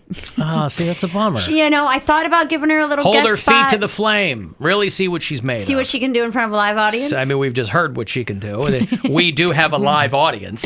That's true. Yeah. But it would be more of an instant reverb for her instead of just the four of us. Yeah. You know what I'm saying? Sometimes that fuels people. In a world of Karens, I have been very clear that I like the alliteration. So Karen is, that's going to be your generic term for these women who freak out. Tape stick Tammy. Tape measure Tammy. Tape measure Tammy. Tape stick. Tape stick Tammy. Tape stick Tammy. Now I'm going to be really mad if there isn't a tape stick Tammy who pops up. First, I want to know what a tape stick is, and then there better be a woman who's really upset. Measuring stick. Tape stick is a stick specifically designed to use on tapes to roll them back up. That's on cassette tapes. That's called a number 2 pencil. No, Did you this call one, them no. tape sticks when you were a kid? They were made by Memorex, and they were just for that. Oh, really? Yeah. Just get a stick and put some tape on it and beat people with it. Yeah, it's self-explanatory. Tape sticks Tammy. It's like a poop knife. Yeah. It tells you what it does in the title. So I like the alliteration. Karen is, your generic term, and it's still, it was born, I think I'm right, the Karen thing was born out of, like, telling black guys to get away from your car or whatever, Correct. racial undertones. But now, with COVID, it's blossomed into a world of psychotics with people not wearing masks. Karen was more of a Speak to the the manager thing. So it was a haircut and a sunglass thing. And it's like, if you see this lady, she's always going to complain about something in a restaurant or a Target or something like that. And then it moved into the field of racism because of the lady that, like, the barbecue lady in what's it called? Like San Francisco barbecue Bob or Betty, something like that. Yeah. Something like that. Asking for a permit or something. These two things that were happening all the time, like simultaneously, kind of merged into one thing. It started as kind of a fun meme thing, and then it became real serious because now it's a slur, right? Right. But I do like the alliteration, unless you can get something that just makes it sound cool, like this woman in Panera Bread in Chico, California. I like the sound of Panera Karen. It's like it should be Panera one Karen. word. Panera Karen. Panera Karen. I do like that. Panarin, And, by the Panarin. way, this woman is making the rounds because she draws the analogy between masks on your face and farts in your pants, which anytime you're talking farts, I'm there. I want to know what's going on. Me too. The video, these two guys are in line at Panera. This woman's ahead of them. The girl behind the counter says, I'm not going to play the whole thing, I'm just going to play the end. Says that she can't serve the woman because she doesn't have a mask. These two guys in line are like, lady, just get out of here, blah, blah, blah. They're hurling expletives at her, whatever. She walks over and blows in their faces. These guys are wearing masks, so they're like, grow up, lady, just get out of here, whatever. And as she walks out, she says, oh, yeah, what about farts? Like an adult would. Yeah. You think that mask is going to protect you? You fart off your ass, you can smell it. Dude, just Out of grow your ass, up. You think that mask is going to protect you? Just grow up. You think that you're, when you fart out your pants, you can smell it. So do you think that mask is going to protect you from anything, I've said this before and I will repeat myself. Even morons can teach us something. It's very important to kind of take people and what they say and say, what can I learn from that? Rather than just dismiss them out of hand, right? And what we can learn from that is, what are the analogies between face masks and farted in pants?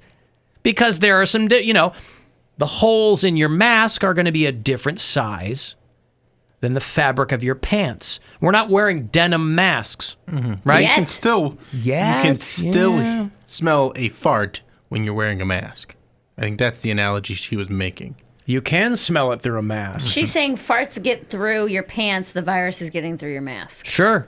Right, that's the analogy. Whether or not it's true, but farts they're made of, that's a gas versus the virus travels in droplets. Right. That's different. Right. Well, some farts are droplets.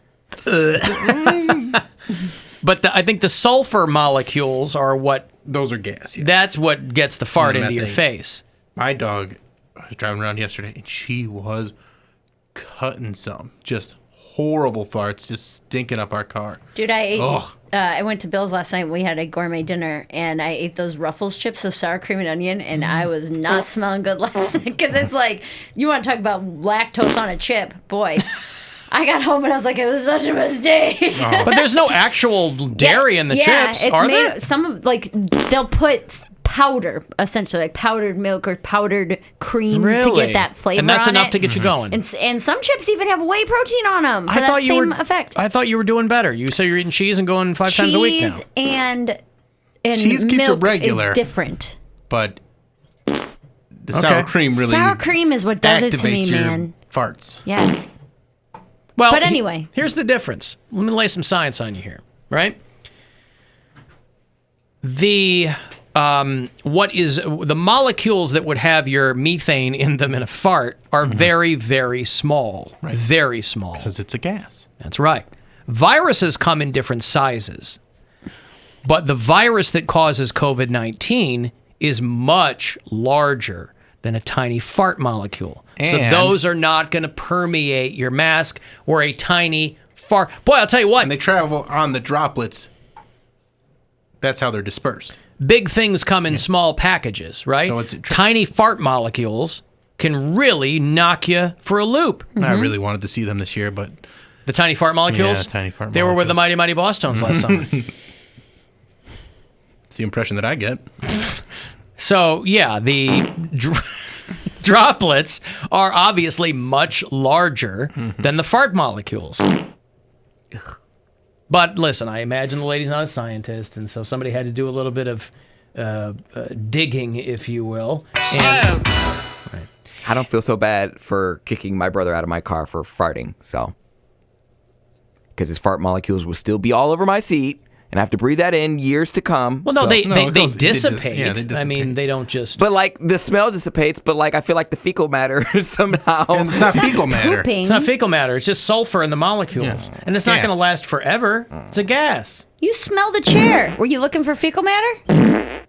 I didn't smell the chair. You smelled a chair at the museum. Oh, yeah. If you thought it lasted forever, but that were was you wood. There's cloth on my seats. It's different. Fecal matter doesn't stick to wood.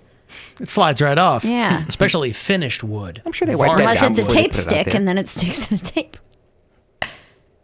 Now, this lady isn't a Karen, but I guess she was performing an exorcism in the shampoo aisle at Walmart. This is another thing that morons can teach us, too, and kind of pursuant to our earlier conversation, is that when the world gets insane or dangerous or whatever, you see a huge spike around the world, and this country is no different because there's plenty of dummies running around. You see a huge spike in people thinking that it's the devil. Mm-hmm. So you They're have possessed. exorcisms and things like that. Why this woman was doing it in the shampoo aisle, I don't know, but she was exercising the tangles out of her hair. She was calling other customers demons and screaming at them in Jesus' name. Which is, Jesus loved that. Big fan of you screaming at people. Right. I mean, if you recall in Ephesians, And yay, Jesus yelled at his followers. And yay, Jesus had no chill. Jesus gave thy 0 Fs. This idol. I command you, in Jesus Christ's name, to get off this idol.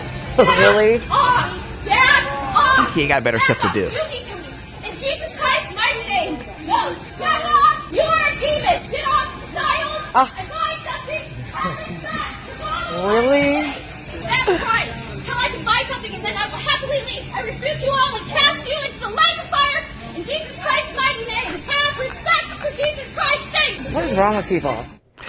Could you imagine just being in heaven, minding your own business, and then some Karen summons you to the cereal aisle of Walmart? Like, damn it, I was watching my soaps, and I come down here. He's in his slippers and a hoodie. Like, what do you want, Karen? Third time this week. It's like the God Warrior lady. Remember the God Warrior lady? I loved her. She's a gay icon. I was going to say, she's like a full-on lesbian now, isn't she, or something? I don't know if she's lesbian. She was at Pride. Yeah, she did a complete 180 from the God Warrior. My friend found her. He was like, oh my gosh, she's a whole legend. And he took a picture with her. God, it's not Christians. Did you not ask if she believed in God? She's not a Christian. I mean, boy, That's one thing like you know what? is God's Wife not swap? Wife swap. a trading, Yeah. something. Trading spouses, wife swap, one of those two. Trading spouses, yeah. God didn't do any favors in the tooth department, by the way. I mean, Jesus wasn't, he was a lot of things, but he wasn't a dentist. Well, she was huge, too. Is she thin now? No, she's still huge. I'm just saying, God didn't give her gastric bypass. So she's lesbian?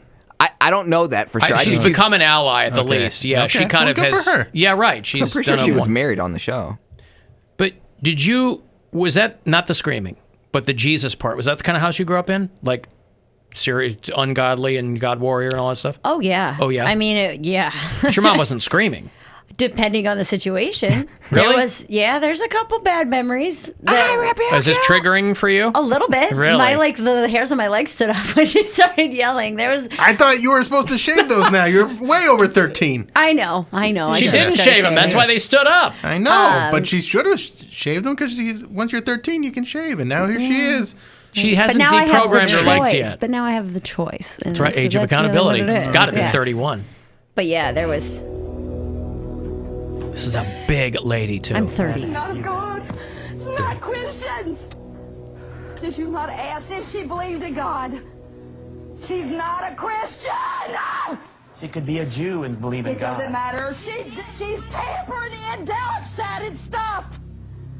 Yes, she did. The entire house is dark-sided. She said her whole house is. She is dark-sided too. Why are you mad at us? This is my house. I want no money. I want nothing. I want my God and I want my family. This is tainted. I don't want it. Whatever it is, it's tainted. She's ripping up the check. It took her like 3 tries. She was like trying to pull it apart, and she's like, So weak. Corner, yeah. Well, it's in a sealed envelope. But she ended up taking the money at the end of the show. Of course she did. Well, but think of all the good you could do with that. Even if you're, if she Popeyes, what? $10,000 worth? they give you $50,000. Jeez, even better. Even better. From the looks over on it, she probably spent about 45 grand at the KFC. bowls. Mashed potato bowls. Yeah, well, anyway. Listen, that's screaming. I heard I guess I mashed understand. potato bowls, not Yeah. bowls. They were our B squad for Chicago basketball when I was growing up. The potato bowls? The mashed potato bowls. Yeah, the girls who weren't cute or lithe enough to become the lovables, they were the mashed potato bowls.